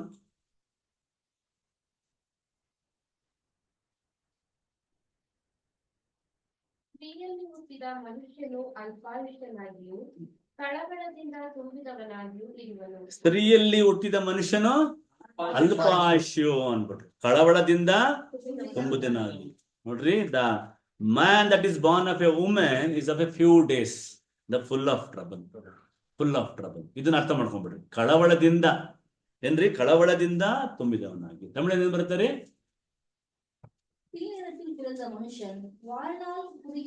வாழ்நாள் குறிந்தவரன் ಸಂಚಾಲನ ಪಾತಿಂಗ್ಲಾ. ಸೋದರರೇ, ಹಾಗಾಗಿ ಸೋದರರೇ, ನಿತ್ಯವಾಗಿ ನಾವು ಇಲ್ಲಿ ಭೂಮಿಯಲ್ಲಿ ಜೀವಿಸೋರು ಏನಾಗ್ಬಿಟ್ರೆ ನಾವು ಅಲ್ಪ ಆಯುಷ್ ಬಂದ್ಬಿಡುತ್ತೆ ನಮ್ಗೆ.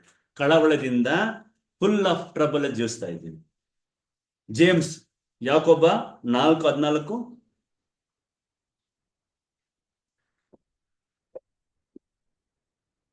ನಿಮ್ಮ ಜೀವಮಾನವು ಎಂತದ್ದು? ನೋಡ್ರಿ, ನಿಮ್ಮ ಜೀವಮಾನದು. ನೋಡ್ರಿ, ಪ್ರಶ್ನೆ ನೋಡ್ರಿ ಎಂತ ಕೇಳ್ತಾರೆ ನೋಡ್ರಿ ಇಲ್ಲಿ.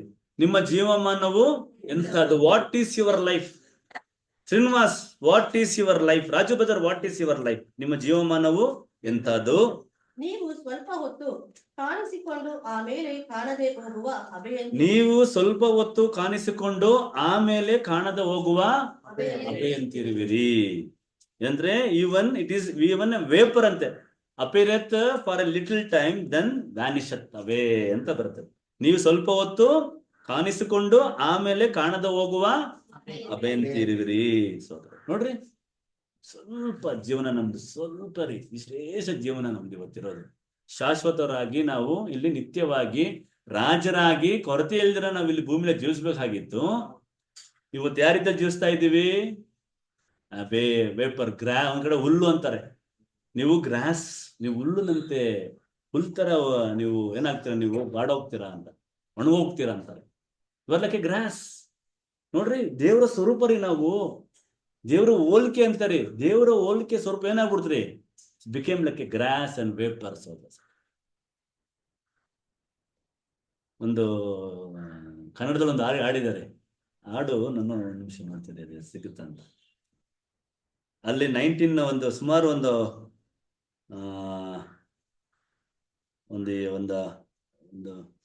1950 ಅನ್ಸುತ್ತೆ, ತುಂಬಾ ಹಳೆ ಹಾಡೋದು. ಒಂದೇ ಸೆಕೆಂಡ್ ನಾನು ನೋಡ್ತೀನಿ. ಅದು ತುಂಬಾ ಅರ್ಥಬದ್ಧವಾಗಿದೆ ಈ ಹಾಡು.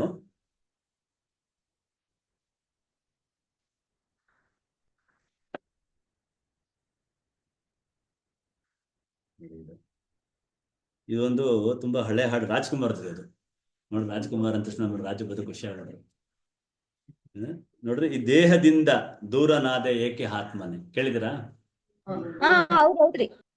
ನೋಡ್ರಿ, ಈ ದೇಹದಿಂದ ದೂರನಾದೆ ಏಕೆ ಆತ್ಮನೆ, ಈ ಸಾವು ನಾಯವೇ, ಈ ಸಾವು ನಾಯವೇ, ಆಧಾರ ನೀನೆಂದು ಈ ಲೋಕ ನಂಬಿದೆ, ಈ ದೇಹದಿಂದ ದೂರನಾದೆ ಏಕೆ ಆತ್ಮನೆ, ಈ ಸಾವು ನಾಯವೇ, ಈ ಸಾವು ನಾಯವೇ.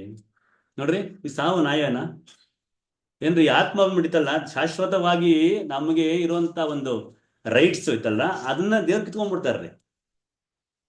ನೋಡ್ರಿ, ಆ ಟೈಮಲ್ಲಿ ಬರ್ದಿರೋಂತ ಹಾಡಿದು ಏನು, ತಾಯಿ ಹಾಲು ವಿಷದಾಗಿ ನಾಯವಿಲ್ಲಿ. ತಾಯಿ ಹಾಲೇ ವಿಷ ಆಗ್ಬಿಟ್ರೆ ಎಲ್ರಿ ಬದುಕೋದು?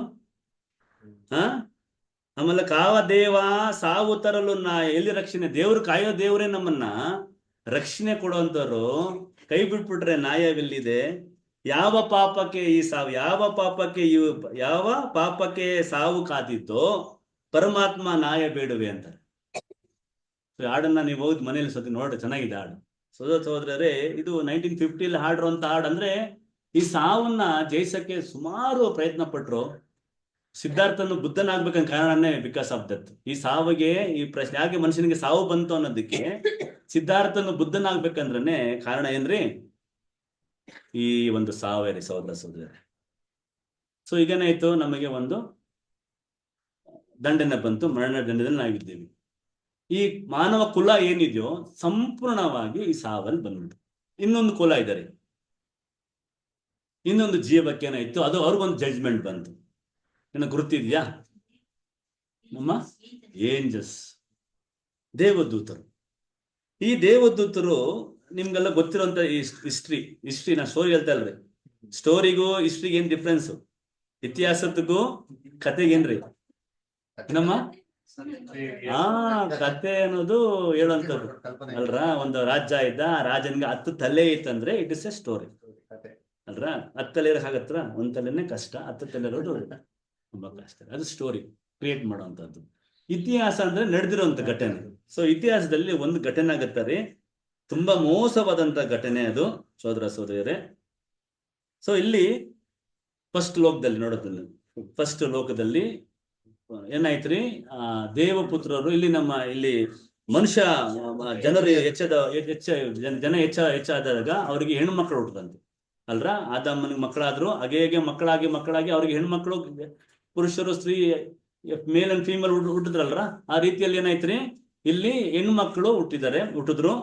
ಆಗೇನಾಯ್ತರು, ಆಗ ದೇವಪುತ್ರರು ಏನ್ರಿ? ದೇವಪುತ್ರರು ಅಂದ್ರೆ ಯಾರು? ಇಲ್ಲಿ ದೇವದೂತರು, ಏಂಜಲ್ಸ್ ಅಂತೀನಿ ಇಂಗ್ಲಿಷ್ ಅಲ್ಲಿ ಅಲ್ರ. ದೇವದೂತರು ಇಲ್ಲಿ ಏನ್ ಮಾಡಿದ್ರು, ಇಲ್ಲಿ ಮನುಷ್ಯ ಪುತ್ರಿಯರನ್ನ ನೋಡಿ, ಅವ್ರ ಸೌಂದರ್ಯ ನೋಡಿ ಮದುವೆ ಮಾಡ್ಕೊಂಡ್ರಂತೆ ಆಯ್ತಾ. ಅಲ್ಲಿ ಅವ್ರು ನೋಡಿ, ಅವ್ರ ಪರಲೋಕದಲ್ಲಿ ಇರುವಂತ ದೇವಪುತ್ರರು ಭೂಮಿಗೆ ಬಂದು, ನಮ್ಮ ಶರೀರಲ್ಲಿ ಬಂದು, ಮಾಂಸ ಶರೀರಲ್ಲಿ ಬಂದು, ಅವ್ರು ಏನ್ ಮಾಡಿದ್ರಂತೆ, ಮನುಷ್ಯ ಪುತ್ರಿಯರನ್ನ ಸೌಂದರ್ಯ ನೋಡಿ ಅವ್ರಿಗೆ ಬೇಕಾಗಿರೋರ್ನ ಅವ್ರನ್ನ ಹೆಂಡರಾಗಿ ಮಾಡ್ಕೊಂಡ್ರು, ವೈಫ್ ಆಗಿ ಮಾಡ್ಕೊಂಡ್ರು. ಇಲ್ಲಿ ಏನ್ ಮಾಡಿದ್ರು, ದೇವಪುತ್ರರು ಅಂದ್ರೆ ದೇವದೂತರು, ಅವ್ರ ಭೂಮಿಗೆ ಬಂದು ಇಲ್ಲಿರಂತ ಹೆಣ್ಮಕ್ಳನ್ನ ಮದ್ವೆ ಆದ್ರು. ಅವ್ರಿಗೆ ಹುಟ್ಟೋ ಮಕ್ಕಳು ರಾಕ್ಷಸರು, ನೆಫಿಲಿಮ್ಸ್ ಅಂತೀವಿ ನಾವು, ನೆಫಿಲಿಯರು ಅಂತಾರೆ ಅಲ್ರ.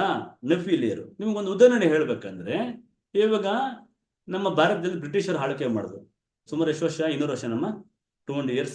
ಅಲ್ಲಿ ಭಾರತೀಯರನ್ನ ಮದುವೆ ಆದ್ರು ಅವ್ರು, ಬ್ರಿಟಿಷರು ಆಯ್ತಾ. ಏನ್ರಿ, ಬ್ರಿಟಿಷರು ಬಂದ್ಬಿಟ್ಟು ಭಾರತೀಯರನ್ನ ಮದುವೆ ಆದ್ಮೇಲೆ ಅವ್ರಿಗೆ ಒಂದು ಬ್ರೀಡ್ ಬಿಡ್ತಾರೆ, ಒಂದು ವಂಶ, ಒಂದು ಜಾತಿ ಹುಡ್ತ್ರಿ. ಅವ್ರು ಹೇಳ್ತಾರೆ, ಅವ್ರನ್ನ ಆಂಗ್ಲೋ ಇಂಡಿಯನ್ ಅಂತಾರೆ. ಅರ್ಥ ಮಾಡ್ಕೊಳ್ಳಿ ಇಲ್ಲಿ, ಓಕೆ. ಯಾಕೆ ಉದಾಹರಣೆ ಕೊಡ್ತಾ ಇದ್ದೇನೆ ಅಂದ್ರೆ, ಇಲ್ಲಿ ಅವ್ರು ನೋಡಕ್ ಹೆಂಗಿರ್ತಾರೆ ಅಂದ್ರೆ, ಆಂಗ್ಲೋ ಇಂಡಿಯನ್ ನೋಡ್ಲಿಕ್ಕೆ ಬೆಳ್ಳಗಿರ್ತಾರೆ, ತುಂಬಾ ಬೆಳ್ಳಗಿರ್ತಾರೆ, ನೋಡಕ್ ತುಂಬಾ ಚೆನ್ನಾಗಿರ್ತಾರೆ, ಕೂದಲು ಕಪ್ಪಗಿರ್ತಾರೆ. ಯಾಕೆ ಆತರ ಬಂದಂದ್ರೆ, ಆ ಒಂದು ಬ್ರೀಡ್ ಅಂದ್ರೆ ಆ ಒಂದು ಜಾತಿ, ಆ ಒಂದು ವಂಶ ಏನ್ರಿ, ಆ ಕುಲ ಯಾವಾಗ ಬಂತಂದ್ರೆ, 2 ಬ್ರಿಟಿಷರು ಬಂದ್ಬಿಟ್ಟು, ನಮ್ಮ ಗೊತ್ತಲ್ಲ, ಬ್ರಿಟಿಷರು 7 feet ಇರ್ತಾರೆ, ಭಾರತೀಯರು 5.5, 6 ಮ್ಯಾಕ್ಸಿಮಮ್ ಇರೋದು. ಸೊ ಇಬ್ರು ಸೇರಾದ್ಮೇಲೆ ಅವ್ರಿಗೊಂದು ಮಗು ಆಯ್ತು, ಅವ್ರನ್ನ ಆಂಗ್ಲೋ ಇಂಡಿಯನ್ ಅಂತ.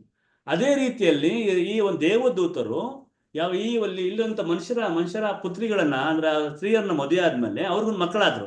ಆ ಮಕ್ಕಳು ಏಂಜಲೋ ಹ್ಯೂಮನ್ ಅಂತಾರೆ. ಏನ್ರಿ? Angelo human hybrid. ಇದು ಏನ್ ಬ್ರೀಡು? ಹೈಬ್ರಿಡ್. ಗೊತ್ತಾ ಹೈಬ್ರಿಡ್ ಏನಂದ್ರೆ ನಿಮಗೆ? ಹೈಬ್ರಿಡ್ ಅಂದ್ರೆ ಇದು ಸಹ ಈ ಕುದುರೆನ ಮತ್ತೆ ಏನ್ರಿ ಈ ಕತ್ತೆನ ಕ್ರಾಸ್ ಮಾಡ್ತಾರೆ, ಅದೊಂಥರ ವಿಚಿತ್ರವಾದ ಪ್ರಾಣಿ ಬರುತ್ತೆ.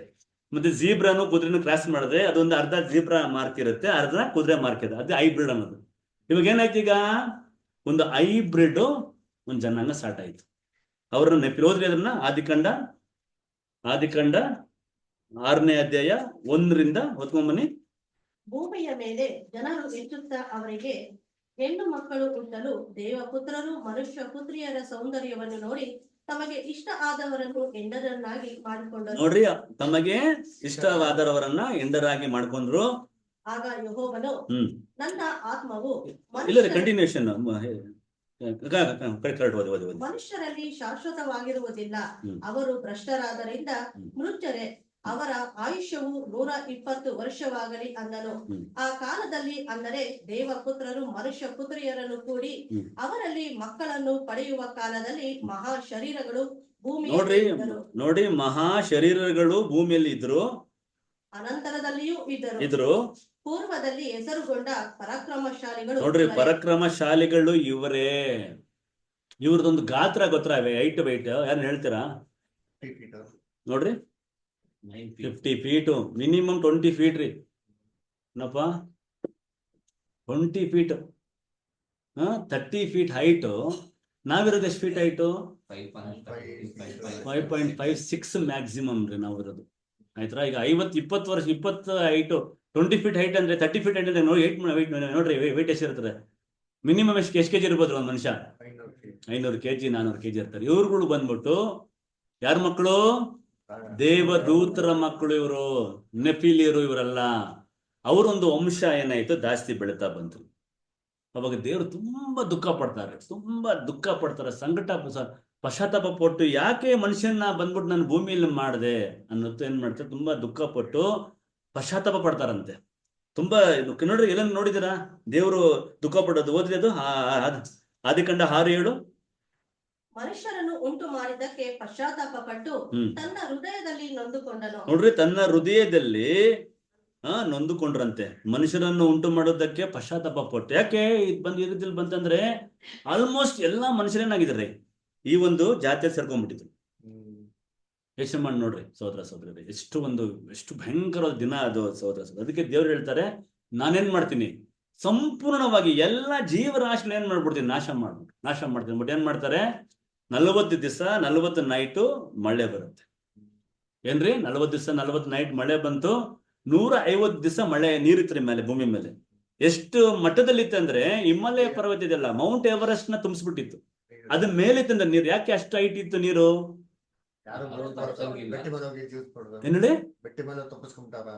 ಅಲ್ಲ, ಕರೆಕ್ಟ್ 150 ದಿವಸ ನೀರಿತ್ತು. ಬದಲು ಹೇಳಿದ್ ಕರೆಕ್ಟೇ. ಈ 150 ದಿವಸ ಬಂದ್ಬಿಟ್ಟು ಒಂದು ಮೌಂಟ್ ಎವರೆಸ್ಟ್ ಅಂದ್ರೆ 30,000 ಸಿ ಲೆವೆಲ್ಗಿನ 30,000 ಅಡಿ ಹೈಟ್. ಬೆಂಗಳೂರಲ್ಲಿ 3,000 ಅಡಿ ಹೈಟ್ ಸಿ ಲೆವೆಲ್ಗಿನ, ಅದು 30,000 ಹೈಟ್ ರೀ. ಹೈಯೆಸ್ಟ್ ಮೌಂಟೇನ್ ಆಗ್ಬಿಡ್ತಂತೆ. ಎಲ್ಲ ಪರ್ವತಗಳು, ದೊಡ್ಡ ದೊಡ್ಡ ಬೆಟ್ಟಗಳು, ಪರ್ವತಗಳು ಬಂದ್ಬಿಟ್ಟು ಈ ನೀರ್ ಕವರ್ ಆಗಿತ್ತಂತೆ. ಅದ್ಮೇಲೆ 30 ಅಡಿ ನೀರಿತ್ತಂತೆ. ಇಲ್ಲ ಕರೀರಿ 30 ಅಡಿ ಕರೆಕ್ಟ್. ನೀವು 30 ಫೀಟ್. ರಾಕ್ಷಸರು ಈಜ್ತಾರ ಅನ್ಬಿಟ್ಟು, ಯಾಕಂದ್ರೆ ಅಷ್ಟು ತಾಕತ್ತಿತ್ತು ಅವ್ರಿಗೆ. ಯಾರ ಮಕ್ಳು ಇವರು? ಬ್ರೀಡು ಹೈಬ್ರಿಡ್ ಇದು ಅಲ್ರಾ. ಇವ್ರು ಏನ್ ಮಾಡ್ಬೋದ್ರಿ, ಇವರು ಆರಾಮಾಗಿ ಏನ್ ಮಾಡ್ಬೋದ್ರಿ, ಸ್ವಿಮ್ ಮಾಡ್ಕೊಂಡಿರ್ಬೋದು. ಅದಕ್ಕೆ 150 ದಿವಸ ಈ ನೀರ್ ನಿಂತಿತ್ತು ಭೂಮಿ ಮೇಲೆ. ಅದು ಜಸ್ಟ್ ಒಂದು ನಿಮ್ಗೊಂದು ಪಾಯಿಂಟ್ ಸಹೋದರ. ಈಗ ಈ ದೇವದೂತರು ಏನಾದ್ರು, they became A fallen angels.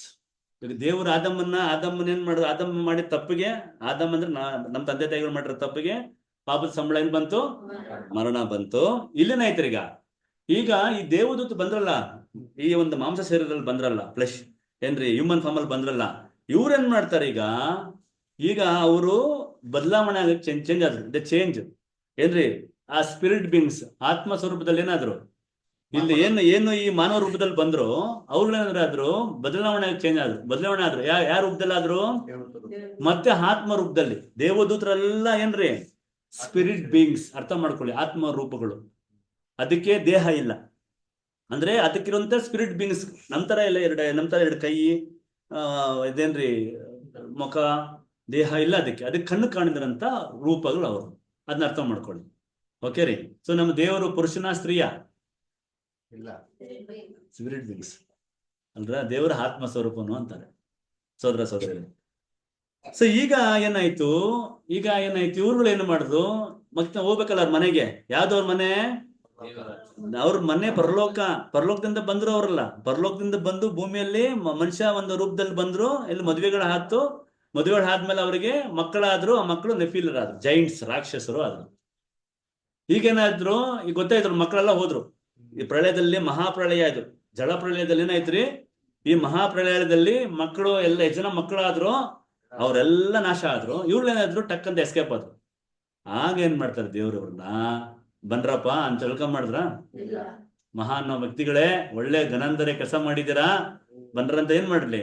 ನೋಡ್ರಿ ಏನ್ ಮಾಡಿದ್ರ ನೋಡ್ರಿ. 2ನೇ ಪೇತ್ರನು 2 Peter 2:4 ಓದಿ. 2ನೇ ಪೇತ್ರನು, ದೇವದೂತರು ಪಾಪ ಮಾಡಿದಾಗ ದೇವರು ಅವರನ್ನು ಸುಮ್ಮನೆ ಬಿಡದೆ ನರಕಕ್ಕೆ ದೊಬ್ಬಿ ನ್ಯಾಯ ತೀರ್ಪನ್ನು ಹೊಂದುವುದಕ್ಕೆ ಇಡಪಟ್ಟವರಾಗಿರಬೇಕೆಂದು ಮತ್ತೆ ಹೋದ್ರಿ. ದೇವದೂತರು ಪಾಪ ಮಾಡಿದಾಗ ದೇವರು ಅವರನ್ನ ಸುಮ್ಮನೆ ಬಿಡದೆ. ನೋಡ್ರಿ, ಅದನ್ನ ಅರ್ಥ ಮಾಡ್ಕೊಳ್ಳಿ. ದೇವರು ನೀತಿ ಸ್ವರೂಪನು, ಗಾಡ್ ಇಸ್ ಜಸ್ಟಿಸ್ ಅಂತಾರೆ. ದೇವರು ನೀತಿ ಸ್ವರೂಪನು. ಅವರ ದೇವದೂತರು, ಅವರ ಮಕ್ಕಳು, ಆ ದೇವದೂತರು ಪಾಪ ಮಾಡಿದಾಗ ದೇವರು ಅವರನ್ನ ಸುಮ್ಮನೆ ಬಿಡದೆ ನರಕಕ್ಕೆ ದಬ್ಬಿ ನ್ಯಾಯ ತೀರ್ಪನ್ನು ಹೊಂದುವುದಕ್ಕೆ ಇಡಲ್ಪಟ್ಟವರಾಗಿರಬೇಕೆಂದು ಕತ್ತಲೆ ಗುಂಡಿಯೊಳಗೆ ಇಲ್ಲ ಕೂಡ್ರಂತೆ ಇವ್ರನ್ನ ಕತ್ಲೆ ಗುಂಡಿ. ಯೂದನು ಜೂಡ್ 1:6 ಓದಿ. ಯೂದನು 1:6 ತಮ್ಮ ದೊರೆತನವನ್ನು ಕಾಪಾಡದೆ ತಮಗೆ ತಕ್ಕ ವಾಸಸ್ಥಾನ. ಅವರೇ ಓದ್ಲಿ, ಅವರ ವರ್ಷನಲ್ಲಿ ಓದ್ಲಿ. 1:6 ತಮ್ಮ ದೊರೆತನವನ್ನು ಕಾಪಾಡದೆ ತಮಗೆ ತಕ್ಕ ವಾಸಸ್ಥಾನವನ್ನು ಬಿಟ್ಟು, ತಮ್ಮ ಸ್ವಂತ ಅಂದ್ರೆ ತಕ್ಕ ವಾಸಸ್ಥಾನವನ್ನು ಬಿಟ್ಟು, ಕರೆಕ್ಟ್ ಓದಿ. ದೇವದೂತರಿಗೆ ದೇವರು ನಿತ್ಯವಾದ ಬೇಡಿಗಳನ್ನು ನೋಡ್ರಿ, ದೇವದೂತರಿಗೆ ದೇವರು ನಿತ್ಯವಾದ ಬೇಡಿಗಳು. ಅರ್ಥ ಮಾಡ್ಕೊಳ್ರಿ, ಇಲ್ಲಿ ಏನ್ ಮಾಡ್ರಂತಾರೆ? ನಿತ್ಯವಾದ ಬೇಡಿಗಳನ್ನ ಹಾಕಿ, ಎವರ್ ಲಾಸ್ಟಿಂಗ್ ಚೈನ್ ಅಂತಾರೆ ಇಂಗ್ಲಿಷ್ ಒಳಗೆ. ಎವರ್ ಲಾಸ್ಟಿಂಗ್ ಚೈನ್ ಏನ್ ಮಾಡ್ಬಿಟ್ರು? ಈ ದೇವದೂತರ ಆತ್ಮಸ್ವರೂಪರಾದ್ರಲ್ರ, ಅವ್ರು ಏನ್ ಮಾಡ್ಬಿಟ್ರು? ನಿತ್ಯವಾದ ಬೇಡಿಗಳಿಂದ ಏನಾಯ್ತು? ಅವ್ರನ್ನ ಹಾಕಿ ಮಹಾದಿನದಲ್ಲಿ ಆಗುವ ದಂಡನೆಯ ತೀರ್ಪಿಗಾಗಿ ಅವರನ್ನು ಕತ್ತಲೆಯೊಳಗೆ ಇಟ್ಟಿದ್ದಾರೆ. ನೋಡ್ರಿ, ಮಹಾದಿನದಲ್ಲಿ ಆಗುವ ತೀರ್ಪಿಗಾಗಿ ಅವರನ್ನು ಕತ್ಲೆಯೊಳಗೆ ಇಟ್ರಂತೆ. ಡಾರ್ಕ್ನೆಸ್ ಅಲ್ಲಿ ಇಟ್ಟವ್ರೆ. ಎಷ್ಟು ಮಾಡಿ ನೋಡ್ರಿ ಸೋದರ, ನನ್ನನ್ನ ಒಂದು ಡಾರ್ಕ್ನೆಸ್ ಅಲ್ಲಿ, ಕತ್ಲೆಯಲ್ಲಿ ಬಂದ್ಬಿಟ್ಟು ನನ್ನ ಬೇಡಿಗಳು ಹಾಕಿ ಕಟ್ಟಾಕದ ಹೆಂಗಿರ್ತಾರೆ ಕತ್ಲೆಯಲ್ಲಿ? ಟಾರ್ಚರಿಂಗ್ ಅಲ್ಲ ಅದು. ಯೋಚನೆ ಮಾಡ್ರಿ, ಭಯಂಕರ ಕತ್ಲೆಯಲ್ಲಿ ಇವ್ರನ್ನ ಏನ್ ಮಾಡೋರು? ನಿತ್ಯ ಬೇಡಿ ಎವರ್ ಲಾಸ್ಟಿಂಗ್ ಚೈನ್ ಅಲ್ಲಿ ಕಟ್ಟಾಕಿದಾರೆ ಅಂದ್ರೆ ಯೋಚನೆ ಮಾಡಿ ನೋಡ್ರಿ ಹಿಂಗಿರುತ್ತೆ ಅಂತ ಅವ್ರ ಸ್ಥಿತಿ. ಸೋದರ ಎಷ್ಟು ಮಟ್ಟದಲ್ಲಿ ಇರುತ್ತೆ ಅಂತ. ಸೊ ಆದಮ್ಮನ್ ಮಾಡಿದ ತಪ್ಪಿಗೆ ಏನಾಯ್ತು? ಶಿಕ್ಷೆ ಏನ್ ಬಂತು? ನಮಗೆ ಸಾವು ಬಂತು. ಇವ್ರು ಮಾಡಿದ ಶಿಕ್ಷೆ ಏನ್ ಬಂತ್ರಿ? ಇವ್ರನ್ನೇನ್ ಮಾಡಿದ್ರು? ನಿತ್ಯ ಬೇಡಿಗಳಿಂದ ಒಂದು ಅಂಧಕಾರದಲ್ಲಿ, ಅಟಲ್ ಡಾರ್ಕ್ನೆಸ್ ನಲ್ಲಿ ಇವ್ರನ್ನ ಕಟ್ಟಾಕಿದ್ದಾರೆ. ಎಲ್ಲಿಟ್ರು ಇವ್ರನ್ನ ತಗೊಂಡೋಗಿ? 2 Peter 2:4 ಓದ್ರಲ್ಲ, ಎಲ್ಲಿಟ್ರು? ಕರೆಕ್ಟ್ ಆಗಿ ಓದಿ. ಎಲ್ಲಿಟ್ರು ನೋಡ್ರಿ, ಎಲ್ಲಿಟ್ರು ಅಂತ. ಇನ್ನೊಂದು ಇದೆ, ಪದ ಇದೆ ನೋಡೋಣ, ಹೇಳ್ತಾರೆ ಅಂದ್ಬಿಟ್ಟು. ನರಕಕ್ಕೆ. ನರಕ ಅಂದ್ರೆ ಏನಲ್ಲಿ? ಟಾರ್ಟರೋ. ಏನ್ರಿ ಟಾರ್ಟರೋ? ನರಕ ಅಂತ ತಕ್ಷಣ ಹೇಳ್ತೀವಿ ನಾವು. ನರಕ ಅಲ್ಲ, 3 ನರಕ ಅಂತಲ್ವಾ? ಶಿಯೋಲು, ಹೈಡಿಸು, ಟಾರ್ಟರೋ, 3 ಪದಗಳಿಗೆ ಈ ಟಾರ್ಟೋರದಲ್ಲಿ ಇಟ್ಬಿಟ್ರು ಅಂದ್ರೆ ಟಾರ್ಟರೋಸ್ ಅಂದ್ರೆ ಅಂಧಕಾರ. ಅಂಧಕಾರದಲ್ಲಿ ಅವ್ರನ್ನ ಬಂಧಿಸಿದ್ದಾರೆ. ಟಾರ್ಟರೋ. ನಾವೆಲ್ಲಿದ್ದೀವಿ ಈಗ? ನಾವು ನಾವೆಲ್ಲಿದ್ದೀವಿ? ಎಲ್ಲಿ ನಮ್ಮನ್ನ ಅಡಕ ಮಾಡ್ತಾರೆ, ನಮ್ಮನ್ನ ಎಲ್ಲಿ ಬಚ್ಚಿಡ್ತಾರೆ? ಅದನ್ನ ಏನ್ ಹೇಳ್ತಾರೆ? ಅದನ್ನ ಶಿಯೋಲ್ ಅಂತಾರೆ, ಏಡಿಸ್ ಅಂತಾರೆ. ಗ್ರೀಕ್ ಭಾಷೆಯಲ್ಲಿ ಏನ್ರಿ? ಇಬ್ರು ಭಾಷೆಯಲ್ಲಿ ಶಿಯೋಲ್ ಅಂದ್ರು, ಗ್ರೀಕ್ ಭಾಷೆಯಲ್ಲಿ ಏಡಿಸ್. ಇವ್ರು ಎಲ್ಲಿ ಟವರ್ ತಗೊಂಡೋಗಿ ಇನ್ನೊಂದು ನರಕ ಟಾರ್ ತೋರಿಸಲಿ ತೋರಿಸೋದು. ಅರ್ಥ ಆಯ್ತಾ? ಸೊ ಈಗ ಏನಾಯ್ತು, ತೀರ್ಪಲ್ಲೇ ಇದ್ದೀವಿ. ಇನ್ನು 10 ನಿಮಿಷ ಇದೆ. ಏನ್ ಮಾಡ್ಬೇಕು? ರಿಡಂಪ್ಷನ್ ನೋಡ್ಬೇಕು. ಈಗ ರಿಡಂಪ್ಷನ್ ಮತ್ತೆ ರಿಸ್ಟೋರೇಷನ್ ನೋಡ್ಬೇಕು. ಈಗ ಎರಡು ಕುಲಗಳು ಏನಾಗಿದ್ದಾರೆ, ಎರಡಿಗೂ ಸಮಸ್ಯೆ ಇದೆ. ಇದನ್ನ ಎರಡನ್ನ ಏನ್ ಮಾಡ್ಬೇಕು? ಈಗ ಬಿಡಿಸಬೇಕು. ಇವ್ರು ಏನಾಗ್ಬಿಟ್ರು ಅಂತ ಗೊತ್ತಿಲ್ಲ, ದೇವದೂತರುಗಳು ದೇ ಬಿಕೇಮ್ ಎ ಡಿಮೋನ್ಸ್. ಏನ್ ಗೊತ್ತಾ ಡಿಮೋನ್ಸ್ ಅಂದ್ರೆ? ಇದೇನ್ರಿ, ಪ್ರೇತಾತ್ಮಗಳು. ನೋಡ್ರಿ, ಎಲ್ಲಾರು ಪ್ರೇತಾತ್ಮ ಅಂದ ತಕ್ಷಣ ಎಷ್ಟು ಸುಂದರ, ಎಷ್ಟು ಅದ್ಭುತವಾಗಿ ಇವ್ರನ್ನ ಮಾಡಿದ್ರು ಅಂತವ್ರು ಹೆಂಗಾಗ್ಬಿಟ್ರು ಅಂದ್ರೆ ದೇ ಬಿಕೇಮ್ ಎ ಏನೇನ್ರಿ ಡೆಮೋನ್ಸ್. ಸೋದರ ಒಂದೇ ನಿಮಿಷ, ಒಂದು ವಿಷಯನ ನೋಡ್ಕೊಂಡು ಹೋಗಂತೆ ಮುಂದುವರ್ಸನ್ನ. ಇವ್ರ ಸ್ಥಿತಿ ಹೆಂಗಾಗಿದೆ ಅನ್ಬಿಟ್ಟು ನಮ್ ಸ್ಥಿತಿಯನ್ನ ನೋಡ್ದಲ್ಲ ನಾವು. ನಾವೇನ್ ನಮ್ಮ ಸ್ಥಿತಿನ ಏನ್ ನೋಡಿದ್ವಿ ನಾವು? ಮನುಷ್ಯನು ಅಲ್ಪನು, ಸ್ತ್ರೀಯಲ್ಲಿ ಹುಟ್ಟಿದ ಮನುಷ್ಯನು ಅಲ್ಪ ಆಯುಷು, ಕಳವಳದಿಂದ ಜೀವಿಸುವನು. ಇನ್ನು ಜೀವಮಾನ ಎಂಥದ್ದು, ನಿನ್ನ ಸ್ವಲ್ಪ ಹೊತ್ತು ಕಾಣಿಸ್ಕೊಳುವಂತ ಅಭಯ ಅಂತಿದೀವಿ. ಇವ್ರದ್ದು ಎಂತ ಒಂದು ಸ್ಥಿತಿ ಏನೋ ನೋಡ್ರಿ. ಇವ್ರೇನಾಗ್ಬಿಟ್ರು? ಇವರು ಪ್ರೇತಾತ್ಮಗಳಾಗ್ಬಿಟ್ರು. ದೇ ಬಿಕೇಮ್ ಎ ದೆವ್ವಗಳಾಗ್ಬಿಟ್ರು. ಬೈಬಲ್ ಅನ್ನ ನೋಡ್ತೀವಿ, ಯೇಸು ಕ್ರಿಸ್ತರು ಡೈಲಿ ಏನ್ ಮಾಡೋರು?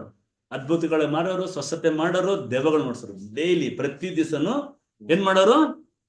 ದೆವ್ವಗಳನ್ನ ನೋಡ್ರಿ. ಎಲ್ಲ ದೆವ್ವಗಳಂತ ನನ್ನ ನೋಡ್ತಾರೆ ಎಲ್ಲರೂ. ಇವೇನಪ್ಪ ಬದರು ಬಂದ್ಬಿಟ್ಟು ಭಯ ಆಗ್ತದೆ. ಸತ್ಯ ಇದು, ಸತ್ಯವೇದದಲ್ಲಿ ನಾವು ಸತ್ಯ ಮಾತಾಡ್ತಾ ಇದ್ದೀವಿ. ಯೇಸು ಕ್ರಿಸ್ತರು ಡೈಲಿ ಏನ್ ಮಾಡೋರು ಅಂದ್ರೆ ಅದ್ಭುತ ಕಾರ್ಯಗಳು ಮಾಡೋರು, ಸ್ವಸ್ಥತೆನ ಮಾಡೋರು. ಅದೇ ರೀತಿಯಲ್ಲಿ ಡೈಲಿ ದೆವ್ವಗಳನ್ನ ಓಡಿಸೋದು. ಅದ್ರಲ್ಲಿ ಒಬ್ಬೊಂದ ದೆವ್ವಗಳನ್ನ ಓಡಿಸೋ ವಿಷಯದಲ್ಲಿ ನೋಡಿದ್ರೆ ನಾವು, ಯೇಸು ಕ್ರಿಸ್ತರು ಒಂದ್ ಕಡೆ ಹೋಗ್ತಾರೆ. ಅದೇನ್ರಿ, ಯಾವ ಊರದು?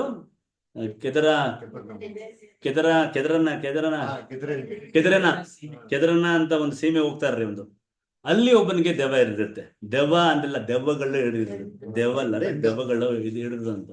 ಅವನಿಗೆ ಎಷ್ಟು ಒಂದು ಅವನ್ನೇನ್ ಮಾಡ್ತಾರೆ, ಬೇಡಿಗಳಿಂದ, ಅವನ ಸರಪಣಿಗಳಿಂದ ಅವನ್ನ ಕಟ್ಟಾಕಿದ್ರು ಬಿಡಿಸ್ಕೊಂಡ್ ಬಂದ್ ಏನ್ ಮಾಡ್ತಾನೆ, ಜನಗಳಿಗೆ ತೊಂದರೆ ಕೊಡ್ತಾ ಇರ್ತಾನೆ. ಅವನ್ ಎಂತ ಜಾಗದಲ್ಲಿ ಇರ್ತಾನೆ ಅಂದ್ರೆ ಗವಿಗಳಲ್ಲಿ ಇರ್ತಾನೆ. ಸಮಾಧಿ ಅನ್ನುವ ಒಂದು ಗವಿಗಳಲ್ಲಿ ಇರ್ತಾನೆ. ಅವನು ಭಯಾನಕವಾಗಿರ್ತಾನ್ರಿ ಅವನು. ಯಾಕಂದ್ರೆ ಅವನ ಒಳಗಡೆ ಬಂದು ದೆವ್ವಗಳಿರುತ್ತೆ. ದೆವ್ವ ಇಲ್ಲ ರೀ, ಏನ್ರಿ, ದಂಡು ದೆವ್ವಗಳು ಇರುತ್ತೆ. ಎಲ್ಲ ನೇಷನ್ ಮಾಡಿದ್ರೆ ಅದನ್ನ ಕೇಳಕ್ಕೆ ಇದು ಯೋಚನೆ. ಎಲ್ಲನ್ನ ಒಂದು ಮನುಷ್ಯನ ಬಂದ್ಬಿಟ್ಟು ದೆವ್ವಗಳು ಹಿಡ್ಕೊಳ್ಳೋಕೆ ಆಗತ್ತ? ಸೋದರರೇ, ಅದು ಓದಿ. ಮಾರ್ಕನ ಸುವಾರ್ತೆ 5ನೇ ಅಧ್ಯಾಯ ಓದಿ. ಇದು ನಾನು ಒಂದು ಉದಾಹರಣೆ ಹೇಳ್ತಾ ಇದ್ದೇನೆ, ಯಾಕಂದ್ರೆ ನಮ್ ಟೈಮ್ ಕಡಿಮೆ ಇರೋದ್ರಿಂದ ಇದನ್ನ ದಯವಿಟ್ಟು ನಿಮ್ ಮನೇಲಿ ಓದ್ಕೊಳ್ಳಿ. ಓದಿ. ಆಮೇಲೆ ಅವರು ಸಮುದ್ರದ ಆಚೆ ದಡಕ್ಕೆ ಗೆರಸೇನನ ಸೀಮೆಗೆ ಮುಟ್ಟಿದರು. ಆತನು ದೋಣಿಯಿಂದ ಇಳಿದು ಬಂದ ಕೂಡಲೇ ದೆವ್ವ ಹಿಡಿದವನು ಒಬ್ಬ ಸಮಾಧಿಯ ಗವಿಯೊಳಗಿಂದ ಆತನೆದುರಿಗೆ ಬಂದನು. ಅವನಿಗೆ ಸಮಾಧಿಯ ಗವಿಗಳೇ, 5ನೇ ವಾಕ್ಯ ಕಂಟಿನ್ಯೂ.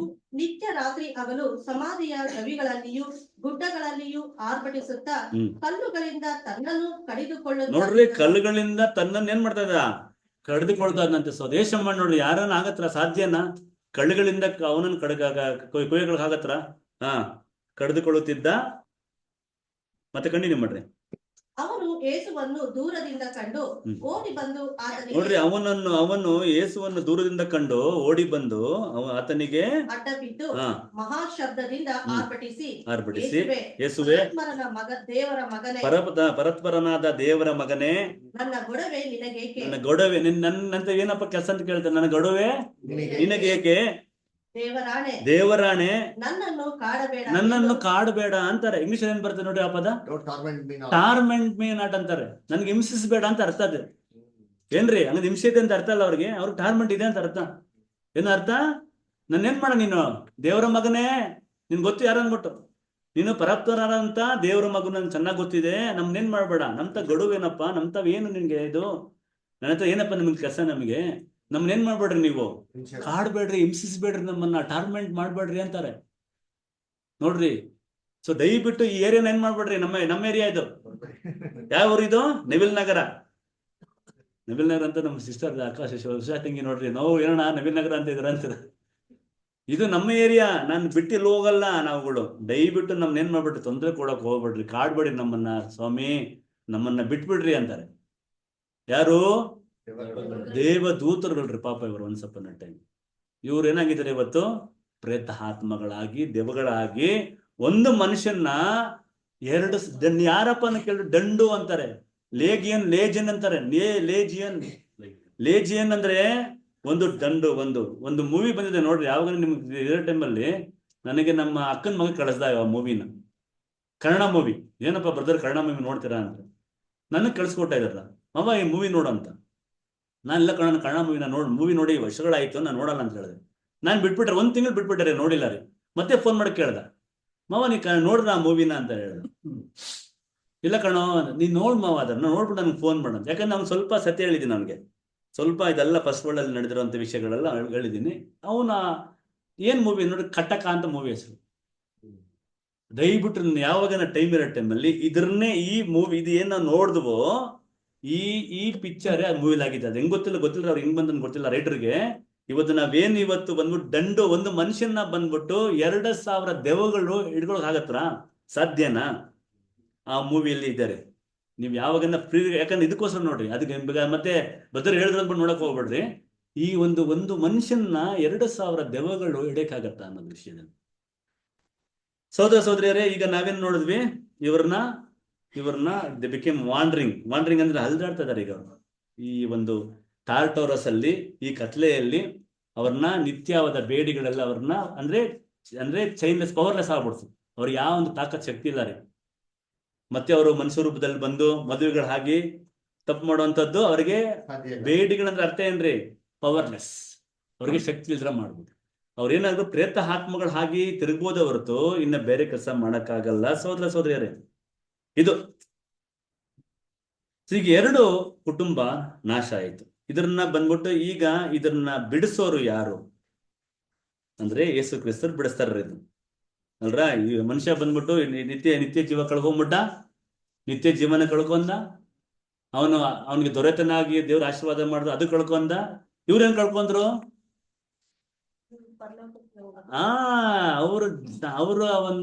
ಅವರ ಒಂದು ಸ್ಥಾನನ ಕಳ್ಕೊಂಡ್ರು. ಅವರು ಪರಲೋಕ ಐತಲ್ರ, ಅವ್ರದ್ದು ಮನೆ, ಅವ್ರ ಶಾಶ್ವತವಾಗಿರುವಂತ ಮನೇನೇನ್ ಮಾಡ್ಬಿಟ್ರು? ಕಳ್ಕೊಂಡು ಇವತ್ತು ಏನಾಗ್ತಾರೆ? ಹರಿದಾಡ್ತಾ ಇದಾರೆ. ಎಲ್ಲಿ? ಈ ಅಂಧಕಾರದಲ್ಲಿ ಹರಿದಾಡ್ತಾ ಇದ್ದಾರೆ. ಸಹೋದರ ಸಹೋದರರೇ, ಈಗ ಈ ತಂದೆ ದೇವರು ಏನ್ ಮಾಡಿದ್ರಂದ್ರೆ, ಈಗ ಈ ಒಂದು ಜವಾಬ್ದಾರಿ ಯಾದ್ರಿ, ಒಂದು ಗ್ರೇಟ್ ರೆಸ್ಪಾನ್ಸಿಬಿಲಿಟಿ ಮಗನ ಕೊಟ್ರು. ಮಗ 2 ಕುಟುಂಬ 2 ಕುಲ ನಾಶ ಆಗಿದೆ. ಈಗ ಏನ್ ಮಾಡಿದ್ರನ್ನ ಇದನ್ನ ಏನ್ ಮಾಡ್ಬೇಕು? ರಿಡೆಂಪ್ಷನ್ ಕೊಡ್ಬೇಕು. ಏನ್ ಮಾಡ್ಬೇಕ್ರಿ? ಇದನ್ನ ವಿಮೋಚಿಸಪ್ಪ 2 ಕುಲನ. ಸೊ ಯೇಸು ಕ್ರಿಸ್ತರು ನಮ್ಗೆ ಏನಾಯ್ತು? ಜೀವ ಕೊಟ್ಟಾಯ್ತು ಅಲ್ರಾ. ಸೊ ಯೇಸು ಕ್ರಿಸ್ತರು ಯಾವ ರೀತಿ ಜೀವಿಸಿದ್ರೆ ಭೂಮಿಯಲ್ಲಿ, ನನ್ನ ಊಟ ನನ್ನ ಆಹಾರ ಏನಂತಾರೆ?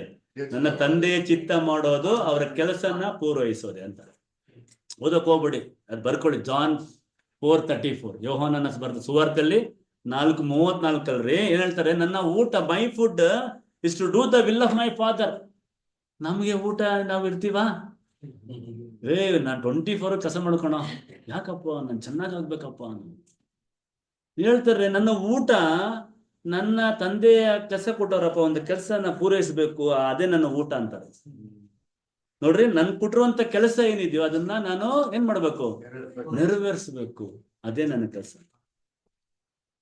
ಇವರಿಗೆ 40 days 40 nights ಉಪವಾಸದಲ್ಲಿ ಇರ್ತಾರೆ. ಸೇತನ ಬರ್ತಾನೆ, ದೇವ್ರ ಮಗನ ಆಗಿದ್ರೆ ನೀನೇನ್ ಮಾಡು, ಈ ಕಲ್ಲುಗಳಿಗೆ ರೊಟ್ಟಿಯಾಗಿ ನೀನ್ ಮಾಡು, ರೊಟ್ಟಿಯಾಗಿ ಆಗುವಂತೆ ಅಪ್ಪಣೆ ಕೊಡು ಅಂತ. ನೀನ್ ದೇವ್ರ ಮಗನಾಗಿದ್ರೆ ಏನ್ ಮಾಡೋ?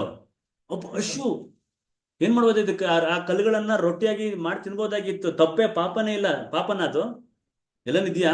ನೀನ್ ಮಾಡ್ಬೇಡ ಅಂತ ತಪ್ಪೇ ಇಲ್ಲ ರೀ. ಮಾಡಿದ್ರೆ ಯಾಕೆ ಮಾಡಿಲ್ಲ ಅವರು? ಸ್ವಾಮಿ ಅಲ್ರ, ಅವ್ರು ಮಾಡಿದ್ರೆ ಅಂದ್ರೆ ನೆಕ್ಸ್ಟ್ ಏನ್ ಮಾಡೋದು? ಇನ್ನೊಂದ್ ಸಮಸ್ಯೆ ಬರೋದು, ಮತ್ತೊಂದು ಮಾಡ್ಕೊಳ್ಳೋದು. ಹಾಗೆ ಮಾಡಿ ಬಂದ್ರೆ ಉದ್ದೇಶ ಏನು? ತಂದೆಯ ಕೆಲಸನ ಪೂರೈಸಕ್ಕೆ, ನೆರವೇರಿಸಕ್ ಬಂದಿರೋದು. ಈಗೇನಾಯ್ತು? ನನಗೆ ಅಂತ ಮಾಡ್ಕೊಂಡ್ಬಿಟ್ರೆ ಏನಾಗತ್ತೆ? ನನ್ನ ಮೇಲೆ ಆಸೆ ಬರುತ್ತಲ್ರ, ನನ್ನ ದೇಹದ ಮೇಲೆ ಆಸೆ ಬರುತ್ತೆ. ಅದಕ್ಕೆ ಯೇಸು ಕ್ರಿಸ್ತರು ಹೇಳ್ತಾರೆ, ಮನುಷ್ಯ ಬಂದ ರೊಟ್ಟಿದಿಂದ ಮಾತ್ರ ಬದುಕುವುದಿಲ್ಲ, ಅದ ದೇವರ ಬಾಯಿಂದ ಬರುವ ಪ್ರತಿಯೊಂದು ನುಡಿಯಿಂದ, ಮಾತಿಂದ ಜೀವಿಸುವನು ಅಂತಾರೆ. ಅದೇ ಚೇತನ ಏನ್ ಮಾಡ್ತಾನೆ? ಕರ್ಕೊಂಡೋಗಿ ಎಲ್ಲಾ ಒಂದು ದೇಶಗಳನ್ನು ತೋರಿಸ್ತಾನಂತೆ ನೋಡ್ರಿ. ಪ್ರಪಂಚದ ಎಲ್ಲ ರಾಜ್ಯಗಳನ್ನ ಅವುಗಳ ವೈಭವವನ್ನು ಆತನಿಗೆ ತೋರಿಸ್ಬಿಟ್ಟು, ನೀನ್ ನನಗೆ ಅಡ್ಡ ಬಿದ್ದು ಏನ್ ಮಾಡೋ, ನನ್ನ ಆರಾಧಿಸು, ನನ್ನ ನಮಸ್ಕಾರ ಮಾಡು, ಕೊಟ್ಬಿಡ್ತೀನಿ ಅಂತಾರೆ. ಏನಂತಾರೆ? ಎಲ್ಲ ಲೋಕ ಅದರಂತ ವೈಭವಗಳನ್ನ, ಗ್ಲೋರಿ ಏನ್ ಮಾಡು, ನನಗೆ ನೀನು ಅಡ್ಡ ಬಿದ್ದು ನನಗೇನ್ ಮಾಡ, ಆರಾಧಿಸು, ನನ್ನ ನಮಸ್ಕಾರ ಮಾಡ್ಬಿಟ್ರೆ ಕೊಟ್ಬಿಡ್ತೀನಿ ಅಂತ. ನನಗೆ 20/30 ಕೊಟ್ಟಿದ್ರೆ ನಾನೇನ್ ಮಾಡ್ಬಿಡ್ತಾ ಇದ್ದೆ?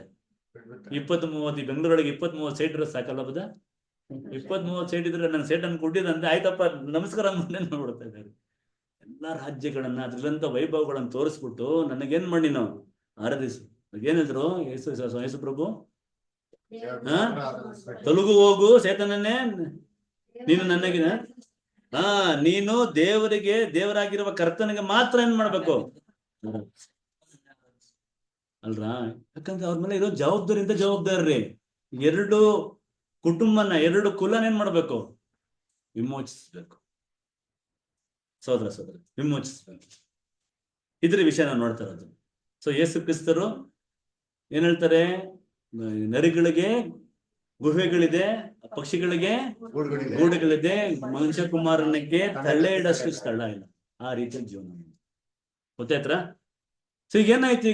ಈಗ ಯೇಸು ಕ್ರಿಸ್ತರು ನಮ್ಮನ್ನ ವಿಮೋಚನೆ ಮಾಡ್ಬೇಕಂದ್ರೆ ರಕ್ತದಾರ ಆಗ್ಬೇಕ್ರಿ. ಏನಾಗ್ಬೇಕ್ರಿ? ರಕ್ತ ಚೆಲ್ಬೇಕು. ಎಷ್ಟು ರಕ್ತ ಗೊತ್ತಾ ಇದು ಬಾಡಿಯಲ್ಲಿ? ಎಷ್ಟಿದೆ ಇರ್ಬೋದಾ? 8 ಲೀಟ್ರು. ಯಾರಪ್ಪ? ನನ್ಗೆ 8 ಲೀಟರ್ ಅಂತ ಬದ್ರಿಗೆ ಇರ್ಬೋದೇನೋ, ಬಟ್ ಇರ್ಬೇಕು. ಮೋಸ್ಟ್ಲಿ 5.5-6 ಲೀಟರ್ ಇರುತ್ತೆ. 6 ಲೀಟರ್ ಹೊಟ್ಟೋಯ್ತ್ರಿ ಅವ್ರಿಗೆ. ಎಲ್ಲಿ ಕಲ್ಬರಿಯಲ್ಲಿ 2 ಕಳ್ಳರ ಮಧ್ಯದಲ್ಲಿ ಆಗ್ತಾರಲ್ರ, ಅವ್ರನ್ನ ಅವಮಾನ ಪಡಿಸ್ತಾರೆ, ಎಲ್ಲಾನು ಸಹಿಸ್ಕೊಂಡ್ರು. ಅವ್ರನ್ನ ಉಗಿದ್ರು, ಮುಖಕ್ಕೆ ಮುಳ್ಳಿನ ಕಿರೀಟನ್ನ ಇಟ್ರು, ಅವ್ರಿಗೆ ಜಾಟಿ ಇಟ್ಟು ಏನ್ರಿ, ಅವ್ರಿಗೆ ಬೆನ್ನು ಮೂಳೆ ಕಾಣುವಂತ ಹೊಡೆತಗಳು ಬಿಡ್ತು. ಅವ್ರಿಗೆ ಎಲ್ಲ ಅವಮಾನಗಳನ್ನ ಸಹಿಸ್ಕೊಂಡ್ರು. ಯಾರಿಗೋಸ್ಕರ? ಆ ಜವಾಬ್ದಾರಿ ಕೊಟ್ರಲ್ಲ, ಏನ್ ಮಾಡ್ಬೇಕು? ಈಗ ರಿಡಂಪ್ಷನ್ ಪ್ರೈಸ್ ಕೊಡ್ಬೇಕ್ರಿ. ವಿಮೋಚನೆ ಒಂದು ಕ್ರಯನ ಕೊಡಬೇಕು ಮನುಷ್ಯನಿಗೆ. ಆಯ್ತಾ? ಕೊಡ್ತಾರೆ ಸೋದರ ಅದನ್ನ ಬರ್ಕೊಳ್ಳಿ. ಇಬ್ರು 9:22 ಏನ್ರಿ? ರಕ್ತದಾರ ಇಲ್ಲದೆ ಪಾಪ ಪರಿಹಾರ ಉಂಟಾಗುವುದಿಲ್ಲ. Without shedding of the blood no remission of sins. ತಿಮೋತಿಯಲ್ಲಿ ನಾವು ಓದ್ತೀವಿ ಸೋದರರೇ, ಎಲ್ಲಾ ಮನುಷ್ಯನು ರಕ್ಷಣೆ ಹೊಂದಿ ಸತ್ಯದ ಜ್ಞಾನಕ್ಕೆ ಸೇರಬೇಕೆಂಬುದೇ ದೇವರ ಚಿತ್ತವಾಗಿದೆ. ಅದಕ್ಕೇನ್ ಮಾಡುದು? ಆತನು ಎಲ್ಲರಿಗೋಸ್ಕರ ವಿಮೋಚನೆಯ ಕ್ರಯವಾಗಿ ತನ್ನನ್ನು ಒಪ್ಪಿಸ್ಕೊಟ್ನು. ಇವಾಗ ಏನಾಯ್ತು? ನಮ್ಗೆ ವಿಮೋಚನೆ ಕ್ರಿಯೆ ಬಂದೈತೆ. 1ನೇ ತಿಮೋತಿ ಓದ್ ಬಿಡ್ರಿ. 1ನೇ ತಿಮೋತಿ 2-3-4 2ನೇ ಅಧ್ಯಾಯ 3 ಮತ್ತೆ ಹಾಗೆ ಮಾಡುವುದು ನಮ್ಮ ರಕ್ಷಕನಾದ ದೇವರ ಸನ್ನಿಧಿಯಲ್ಲಿ ಮೆಚ್ಚುಗೆಯಾಗಿಯೂ ಯೋಗ್ಯವಾಗಿಯೂ ಅದೇ. ಎಲ್ಲಾ ಮನುಷ್ಯರು ನೋಡ್ರಿ, ಇದು ಗಮನಿಸಿ, ದಯವಿಟ್ಟು ಗಮನಿಸಿ. ಎಲ್ಲಾ ಮನುಷ್ಯರು ರಕ್ಷಣೆ ಹೊಂದಿ ಸತ್ಯದ ಜ್ಞಾನಕ್ಕೆ ಸೇರಬೇಕೆಂಬ. ಏನು ಅರ್ಥ ಇದು? ರಕ್ಷಣೆ ಅಂದ್ರೆ ಏನು ಅರ್ಥ ಇಲ್ಲಿ? ಎಲ್ಲಾ ಮನುಷ್ಯನ ರಕ್ಷಣೆ ಹೊಂದ್ಬೇಕಂತ ಏನ್ ಅರ್ಥ? ಎಲ್ಲಾ ಮನುಷ್ಯನು ನಿತ್ಯ ಜೀವ ಪಡ್ಕೊಳ್ಳುವಂಥದ್ದು ರಕ್ಷಣೆ ಅಂತ. ಏನ್ ರಕ್ಷಣೆ ಅಂತೀವಿ? ನಾವ್ ಏನ್ ಕಳ್ಕೊಂಡ್ವೋ ಅದನ್ನ ಪಡ್ಕೊಂಬ. ಎಲ್ಲಾ ಮನುಷ್ಯನು ನಿತ್ಯ ಜೀವನ ಪಡ್ಕೊಬೇಕು. ನನ್ನ my rights is to get eternal life. ನನ್ನ ರೈಟ್ಸ್, ನನ್ಗಿರೋದು ಹಕ್ರಿ ಅದು. ನನಗೆ ರಕ್ಷಣೆ ಬಂತು. ಯಾರ ಮೂಲಕ ಬಂತು? ಯೇಸು ಕ್ರಿಸ್ತನ ಮೂಲಕ. ನನಗೆ ಎಂತ ರಕ್ಷಣೆ ಬರ್ಬೇಕು? ನನಗೆ 100 ವರ್ಷ, 900 ವರ್ಷ, ಎಷ್ಟೆಲ್ಲಮ್ಮ ಮೆಥಸಲನ್ಗೆ 969 ನನ್ಗೆ ಬೇಕಾಗಿಲ್ರಿ. I don't want that. Without death, ಸಾವಿಲ್ದರಂತ ರಕ್ಷಣೆಯನ್ನು ಹೊಂದಿ ಏನ್ರಿ? ಸತ್ಯದ ಜ್ಞಾನಕ್ಕೆ. What is the truth? ಏನು ಸತ್ಯ ಅದು? ಏನ್ರಿ ಸತ್ಯ? ಓದಿ. ಸತ್ಯದ ಜ್ಞಾನಕ್ಕೆ ಸೇರಬೇಕೆಂಬ ಎಂಬುದು ಆತನ ಚಿತ್ತವಾಗಿದೆ. ಏಕೆಂದರೆ ದೇವರು ಒಬ್ಬನೇ, ದೇವರಿಗೂ ಮನುಷ್ಯರಿಗೂ ಮಧ್ಯಸ್ಥನು. ನೋಡ್ರು, ದೇವರೇ ಒಬ್ಬನೇ. ಆ ಸತ್ಯ ನೋಡ್ರಿ, ದೇವರು ಒಬ್ಬನೇ, ದೇವರಿಗೂ ಮನುಷ್ಯರಿಗೂ ಮಧ್ಯಸ್ಥನು ಒಬ್ಬನೇ. ಆತನು ಮನುಷ್ಯನಾಗಿರುವ ಯೇಸು ಕ್ರಿಸ್ತನೇ. ಆತನು ಮನುಷ್ಯನಾಗಿರುವ ನಮ್ಗೆ ಮಧ್ಯಸ್ಥರು ಒಬ್ಬರೇ ರೀ ಭೂಮಿಯಲ್ಲಿರೋದು. ಆಕಾಶದಲ್ಲಿ ಯಾರಿಲ್ಲ, ಭೂಮಿಯಲ್ಲಿ ಒಬ್ಬರೇ ಮಧ್ಯಸ್ಥರು, ಒಬ್ಬರೇ ದೇವರು. ಆ ದೇವರು ಯಾರು? ತಂದೆ ದೇವರು, ಯೆಹೋವ ದೇವರು. ಆ ಒಬ್ಬರೇ ದೇವರು. ಆ ದೇವರಿಗೂ ನಮಗೂ ಮಧ್ಯಸ್ಥರು ಯಾರು? ಯೇಸು ಕ್ರಿಸ್ತರು. ಸೊ ಆ ಸತ್ಯನ ಬರುವಂತ ದಿನಗಳಲ್ಲಿ ಇಡೀ ಮಾನವ ಕುಲನೇ ಕಲಿತಿದ್ದಾರೆ. ನಮ್ಗೆ ಈಗ ದೇವ್ರ ಕೃಪೆಯಿಂದ ಆ ಸತ್ಯ ನಮ್ಗೆ ಬಂದಿದೆ. ದೇವ್ರು ನಮ್ಗೆ ಸ್ತೋತ್ರ ಆಗ್ಲಿ. ಸೋದರರೇ, ಆತನು ಎಲ್ಲರಿಗೋಸ್ಕರ ವಿಮೋಚನೆಯ ಕ್ರಯವಾಗಿ ತನ್ನನ್ನು ತಾನು ಒಪ್ಪಿಸ್ಕೊಟ್ನು. ಇದು ತಕ್ಕ ಕಾಲದಲ್ಲಿ ಹೇಳಬೇಕಾದ ಸಾಕ್ಷಿಯಾಗಿದೆ. ಗುಡ್ ಸೋದರರೇ. ಯೋಹನ ಬರೆದ ಸುವಾರ್ತೆ 10:28 10:28. ಅವು ನನ್ನ ಹಿಂದೆ ಬರುತ್ತವೆ, ನಾನು ಅವುಗಳಿಗೆ ನಿತ್ಯ ಜೀವವನ್ನು ಕೊಡುತ್ತೇನೆ. ನೋಡು, ಅವು ನನ್ನ ಹಿಂದೆ ಬರುವುದು, ಅವುಗಳಿಗೆ ನಾನು ನಿತ್ಯ ಜೀವ ಕೊಡ್ತೇನೆ. ಅವು ಎಂದಿಗೂ ನಾಶವಾಗುವುದಿಲ್ಲ. ನೋಡ್ರಿ, ಅದು ಎಂದಿಗೂ ನಾಶವಾಗುವುದಿಲ್ಲ. ಅವುಗಳನ್ನು ಯಾರು ನನ್ನ ಕೈಯೊಳಗಿಂದ ಕಸಕೊಳ್ಳರು. ನನ್ನ ತಂದೆಯು ನನಗೆ ಕೊಟ್ಟದ್ದು ಎಲ್ಲದಕ್ಕಿಂತ ದೊಡ್ಡದು. ನೋಡ್ರಿ, ನಾನು ಅವುಗಳಿಗೆ ನಿತ್ಯ ಜೀವವನ್ನು ಕೊಡುತ್ತೇನೆ. ಯಾರು ಅವುಗಳಂದ್ರೆ ಇದರಲ್ಲಿ ಅಲ್ರಿ, ಅವು ಎಂದಿಗೂ ಸಭೆಗೆ. ನೋಡ್ರಿ, ಎಂತ ಒಂದು ಅವಕಾಶ ಈ ಕೊಟ್ಟಿರೋದು ಸುವಾರ್ತೆಯಲ್ಲಿ.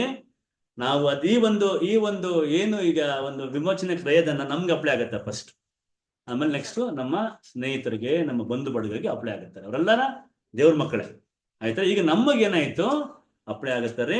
ಅದು ಎಂದಿಗೂ ಅವರು ನಿತ್ಯ ಜೀವವನ್ನು ಕೊಡುತ್ತೇನೆ, ಎಂದಿಗೂ ಸಾಯೋದಿಲ್ಲ, ಮತ್ತು ಅವುಗಳನ್ನು ಯಾರು ನನ್ನಿಂದ ಕೈಯೊಳಗಿಂದ ಕಸಿದುಕೊಳ್ಳರು. ನೋಡ್ರಿ, ಯಾರಿಂದ ಕಲಿಸೋದು.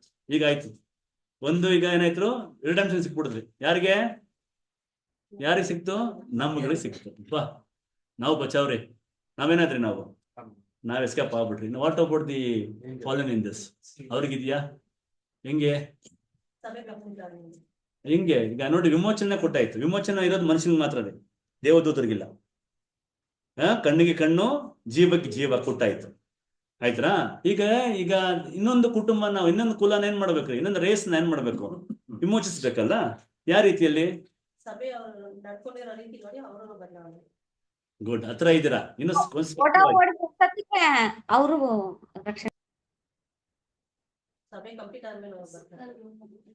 ಏನ್ ಹೇಳ್ರಿ? ಇಲ್ಲ, ಕರೆಕ್ಟ್ ರೀ. ಈಗ ಮನುಷ್ಯರಿಗೆ ದೇವರು ಏನ್ರಿ ಈಡು ಬಳ್ಳಿ ಏನ್ರಿ ಅದು ವಿಮೋಚನೆ ಕ್ರಿಯೆ ಕೊಟ್ಬಿಟ್ರಲ್ರ, ಅದು ಏನಾಯ್ತ್ರಿ, ಈಕ್ವಲ್ ಆಗ್ಬಿಡ್ತು. ಇನ್ನು ಈಗ ಆದಮ್ನಿಂದ ಎಲ್ಲಾರ್ಗು ಯಾವ ರೀತಿ ಸಾವು ಬಂತು, ಅದೇ ರೀತಿಯಲ್ಲಿ ಕ್ರಿಸ್ತನಿಂದ ಎಲ್ಲರಿಗೇನ್ ಬರ್ಬೇಕು? ಜೀವ ಬಂದ್ಬಿಡ್ತಾರೆ. ಅದು ಮುಗೀತು. ನಮ್ ಚಿಂತೆ ಇಲ್ಲ. ಈಗ ನಮ್ದು ನಾವು ಚಿಂತೆ ಪಡೋ ಅವಶ್ಯಕತೆ ಇಲ್ಲ. ಸಂತೋಷವಾಗಿ ಏನ್ ಮಾಡೋಣ? ಹಬ್ಬ ಆಚರಣೆ ಮಾಡೋಣ. ಯಾವ ಹಬ್ಬ ರೀ? ಪಸ್ಕ ಹಬ್ಬನ ಆಚರಣೆ ಮಾಡೋಣ. ಸಂತೋಷವಾಗಿ ಬಿಂದಾಸಾಗಿ ಆಚರಣೆ ಮಾಡೋಣ, ಆಯ್ತಾ. ದುಃಖದಲ್ಲಿಂದೆಲ್ಲ ಸಂತೋಷವಾಗಿ ಆಚರಣೆ ಮಾಡೋಣ. ಇವ್ರಿಗೆ ಹೆಂಗೆ ವಿಮೋಚನೆ? ಹೆಂಗೆ? ಕ್ರಿಸ್ತನ ಮುಳುಗಿ ಹೆಂಗೆ? ಓದ್ಬಿಡೋಣ ರೀ. 1 ಪೇತ್ರ 3ನೇ ಅಧ್ಯಾಯದಲ್ಲಿ, ಫಸ್ಟ್ ಪೀತರನು 1 ಪೇತ್ರನು 3ನೇ ಅಧ್ಯಾಯ 18, 19 ಓದಿ. 18, 19, 20 ಓದಿ. ಕ್ರಿಸ್ತನು ಸಹ ನೀತಿವಂತನಾಗಿದ್ದು, ನೋಡ್ರಿ, ಕ್ರಿಸ್ತನು ಸಹ ನೀತಿವಂತನಾಗಿದ್ದು ಅನೀತಿವಂತನಿಗೋಸ್ಕರ ಪ್ರಾಣ ಕೊಟ್ಟು ನಮ್ಮನ್ನು ದೇವರ ಬಳಿಗೆ ಸೇರಿಸುವುದಕ್ಕಾಗಿ ಒಂದೇ ಸಾರಿ, ಪ್ರಾಣ ಕೊಟ್ಟು ನಮ್ಮನ್ನು ದೇವರ ಬಳಿಗೆ ಸೇರಿಸುವುದಕ್ಕೆ ಒಂದೇ ಸಾರಿ ಪಾಪ ನಿವಾರಣಕ್ಕೋಸ್ಕರ ಬಾಧೆಪಟ್ಟು ಸತ್ತನು. ಪಾಪ ನಿವಾರಣೆಗೋಸ್ಕರ ಬಾಧೆಪಟ್ಟು ಸತ್ತನು. ಆತನು ಶರೀರ ಸಂಬಂಧದಲ್ಲಿ ಕೊಲ್ಲಲ್ಪಟ್ಟನು. ಶರೀರ ಕೊಲ್ಲಲ್ಪಟ್ಟು ಆತ್ಮ ಸಂಬಂಧದಲ್ಲಿ ತಿರುಗಿ ಬದುಕುವವನಾದನು. ಇದಲ್ಲದೆ ನೋಡ್ರಿ, ಇದೆಲ್ಲದೆ ಆತನು ಆತ್ಮರೂಪನಾಗಿ ಸೆರೆಯಲ್ಲಿದ್ದ ಆತ್ಮಗಳ ಬಳಿಗೆ, ಅಂದರೆ ಪೂರ್ವ ಕಾಲದಲ್ಲಿ ನೋಹನು ನಾವೆಯನ್ನು ಕಟ್ಟುತ್ತಿರಲು ದೇವರು ದೀರ್ಘ ಶಾಂತಿಯಿಂದ ಕಾದಿದ್ದಾಗ ಆತನಿಗೆ ಅವಿಧೇಯರಾಗಿದ್ದವರ ಬಳಿಗೆ ಹೋಗಿ ಸುವಾರ್ತೆಯನ್ನು ಸಾರಿದನು. ಯಾಕೆ ಸಾರಿದ್ರು? ಯಾರಿಗೆ ಸಾರಿದ್ರು? ದೇವದೂತರನ್ನ ಯಾರ್ರಿ ಏನಂತ ಹೋದ್ರಿ? ಅವರು ಸೆರೆಲಿದ್ದ ಆತ್ಮಗಳಿಗೆ ಅಂತೆ. ಸೆರೆಲಿದ್ದ ಆತ್ಮಗಳಿಗೆ ಹೋಗಿ ಏನ್ ಮಾಡ್ತಾರಂತೆ ಇವರು? ಸುವಾರ್ತನೆ ಯಾಕೆ ಸಾರಬೇಕು? ಸಾರಂತ ಉದ್ದೇಶ ಏನು? ಯಾವಾಗ ಸಾರಿದ್ರು ಅಲ್ರಾ? ಸೊ ಅವರ ಒಂದು 33 ವರ್ಷ ಭೂಮಿಲಿ ಯಾರಿದ್ದ ಜೀವಿಸಿದ್ರು? ನನ್ನ ಊಟನೇ ನನ್ನ ತಂದೆ ಚಿತ್ತ. ಅವರಿಗೆ ಒಳ್ಳೊಂದು ಆಫರ್ ಬಂತು. ಈ ರಾಜ್ಯಗಳನ್ನ ಇರಂತ ವೈಭವಗಳನ್ನ ಕೊಟ್ಬಿಡ್ತೀನಪ್ಪ ನಿನ್ಗೆ, ನನಗೆ ಏನೇನ್ ಮಾಡು, ನಾನು ಅದನ್ನ ಆಗ್ಬಿಟ್ಟು ನನಗೆ ಬಂದ್ಬಿಟ್ಟು ಅದ್ರ ಕೊಟ್ಬಿಡ್ತೀನಿ ಅಂದ್ರೆ ಅದನ್ನ ತಗೊಳ್ಳಿಲ್ಲ ಅವರು. 33.5 ಇಯರ್ಸ್ ಬಂದ್ಬಿಟ್ಟು ಎಲ್ಲಾ ತರದ ಶೋಧನೆ ಬಂತಂತೆ. ಅದೇನಾಗಿಲ್ಲ, ಪಾಪ ಮಾಡಿಲ್ಲ ಅಂತ. ಈ ಒಂದು ಇದೆಯಲ್ಲ, ಒಂದು action speak louder than voice. Action speaks louder than the words. ಅವ್ರ ನಡವಳಿಕೆ ಇದೆಯಲ್ರ, ಅವ್ರು ನಡೆದ್ರು ಭೂಮಿಯಲ್ಲಿ 33.5 ಇಯರ್ಸ್ ಯಾರಿದ್ರು ನಡೆದ್ರು ಸಾಯೋವರೆಗೂ ಅವರು ಏನ್ರಿ ಫೇತ್ಫುಲ್ ಹೇಳ್ತಾರೆ, ನಂಬಿಕಸ್ಥರಾಗಿ ಫೇತ್ಫುಲ್ ಆಗಿ ತಂದೆಗೆ ವಿಧೇಯರಾಗಿ ಪ್ರತಿಯೊಂದು ವಿಷಯದಲ್ಲಿ ತಪ್ಪು ಮಾಡಿದ್ರೆ ನಡೆದ್ರು ಆ ಒಂದು ಲೈಫ್ ಇದೆಯಲ್ಲ ಜೀವನ ಏನಾಗ್ಬಿಡ್ತೀವಿ ಅವ್ರಿಗೆ ಪಾಠವಾಯ್ತ್ರಿ. ಈ ಸುವಾರ್ತೆ ಇದಲ್ಲ, ಅದಕ್ಕೆ ಈ ಸುವಾರ್ತೆ ಸಾರ ಉದ್ದೇಶ ಏನ್ರಿ? Repent the Kingdom of god is ಏನ್ ಪ್ರೀಚ್ ಮಾಡೋ ಒಂದು ಉದ್ದೇಶ ಏನ್ರಿ? ಇದನ್ನ ಏನ್ ಹೇಳ್ತಾರೆ ಪ್ರೀಚ್ಗೆ? ಸಾರುವಂತ ಉದ್ದೇಶ, ಬೋಧನೆ ಮಾಡುವಂತ ಉದ್ದೇಶ ಏನ್ರಿ? ನೀವು ಬಂದು ದೇವರ ರಾಜ್ಯ ಹತ್ರ ಇದೆ, ಏನ್ ಮಾಡ್ರು ನೀವು? ದೇವ್ರ ಕಡೆ ತಿರುಗಿರಿ ಅಂದ್ರು. ದೇವರ ರಾಜ್ಯವು ಹತ್ರ ಇದೆ, ದೇವ್ರ ಕಡೆ ತಿರುಗಿರಿ ಅಂದ್ರು.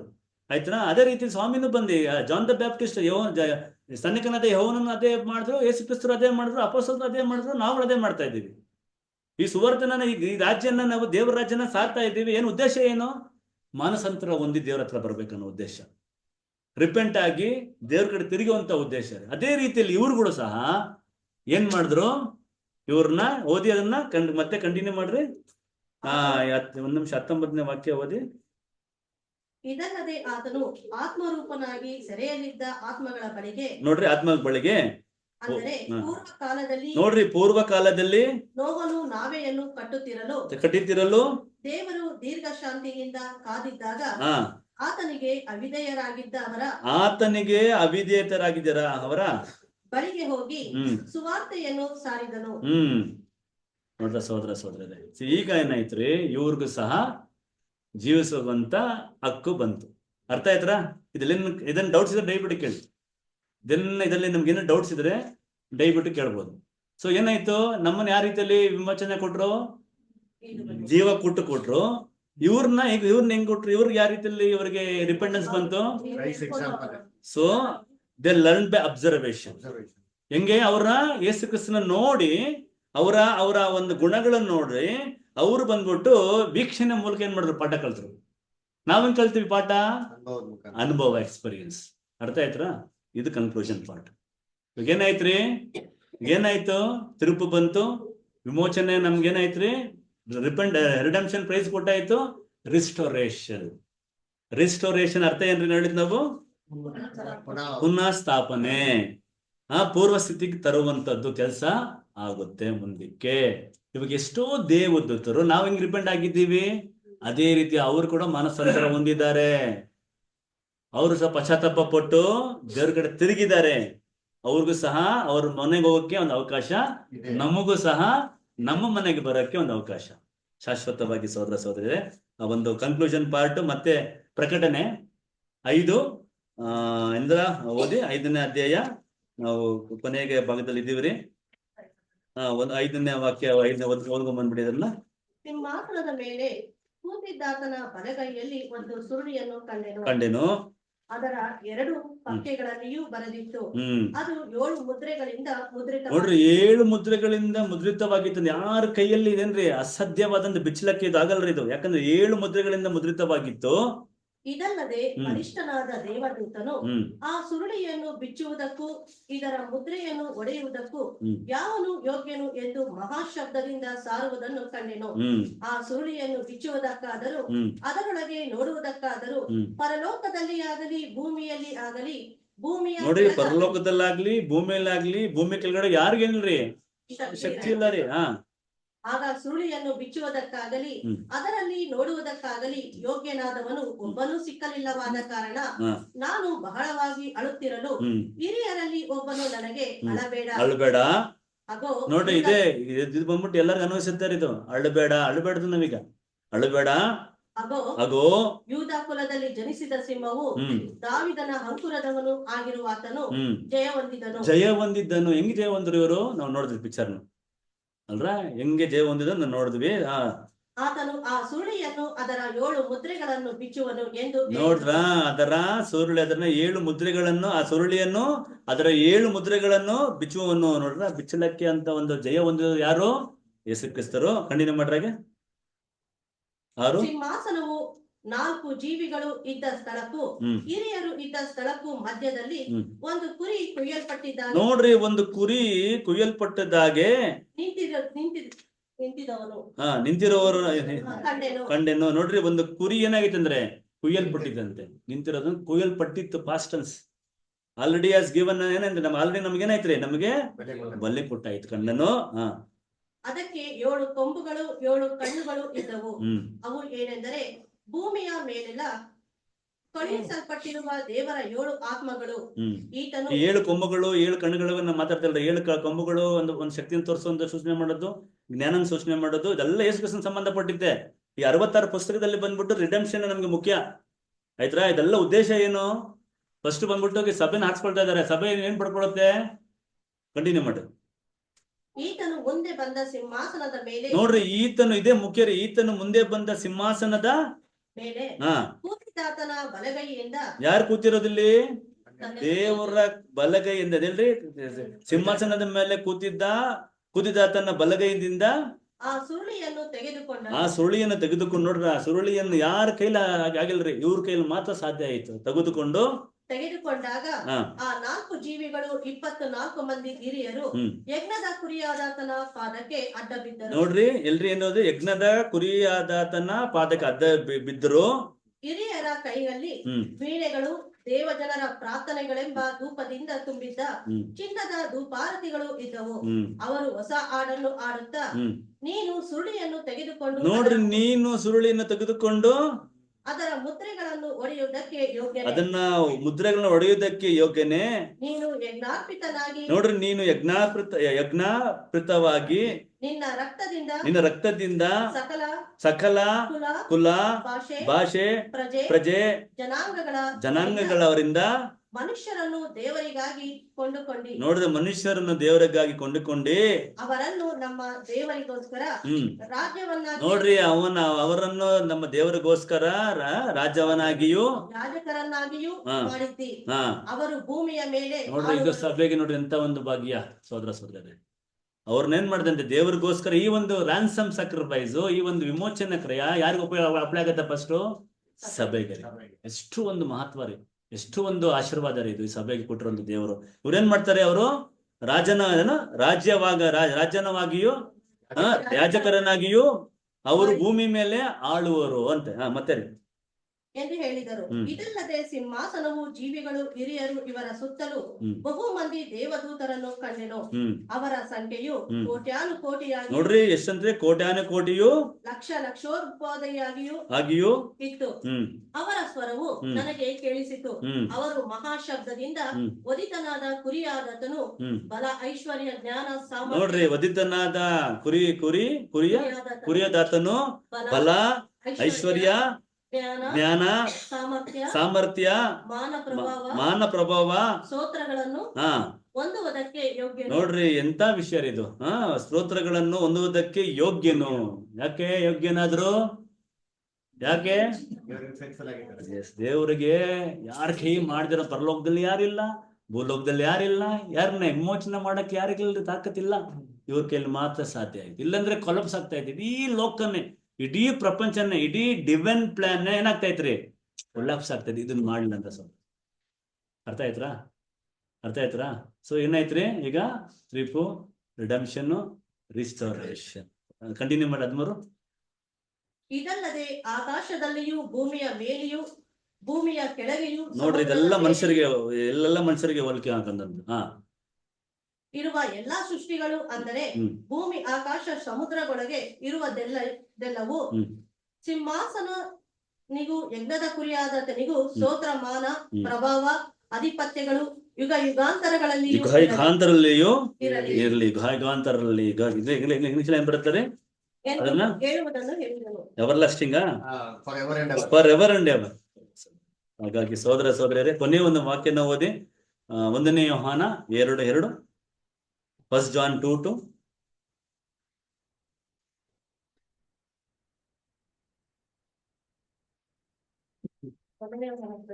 1 ಯೋಹಾನ 2:2.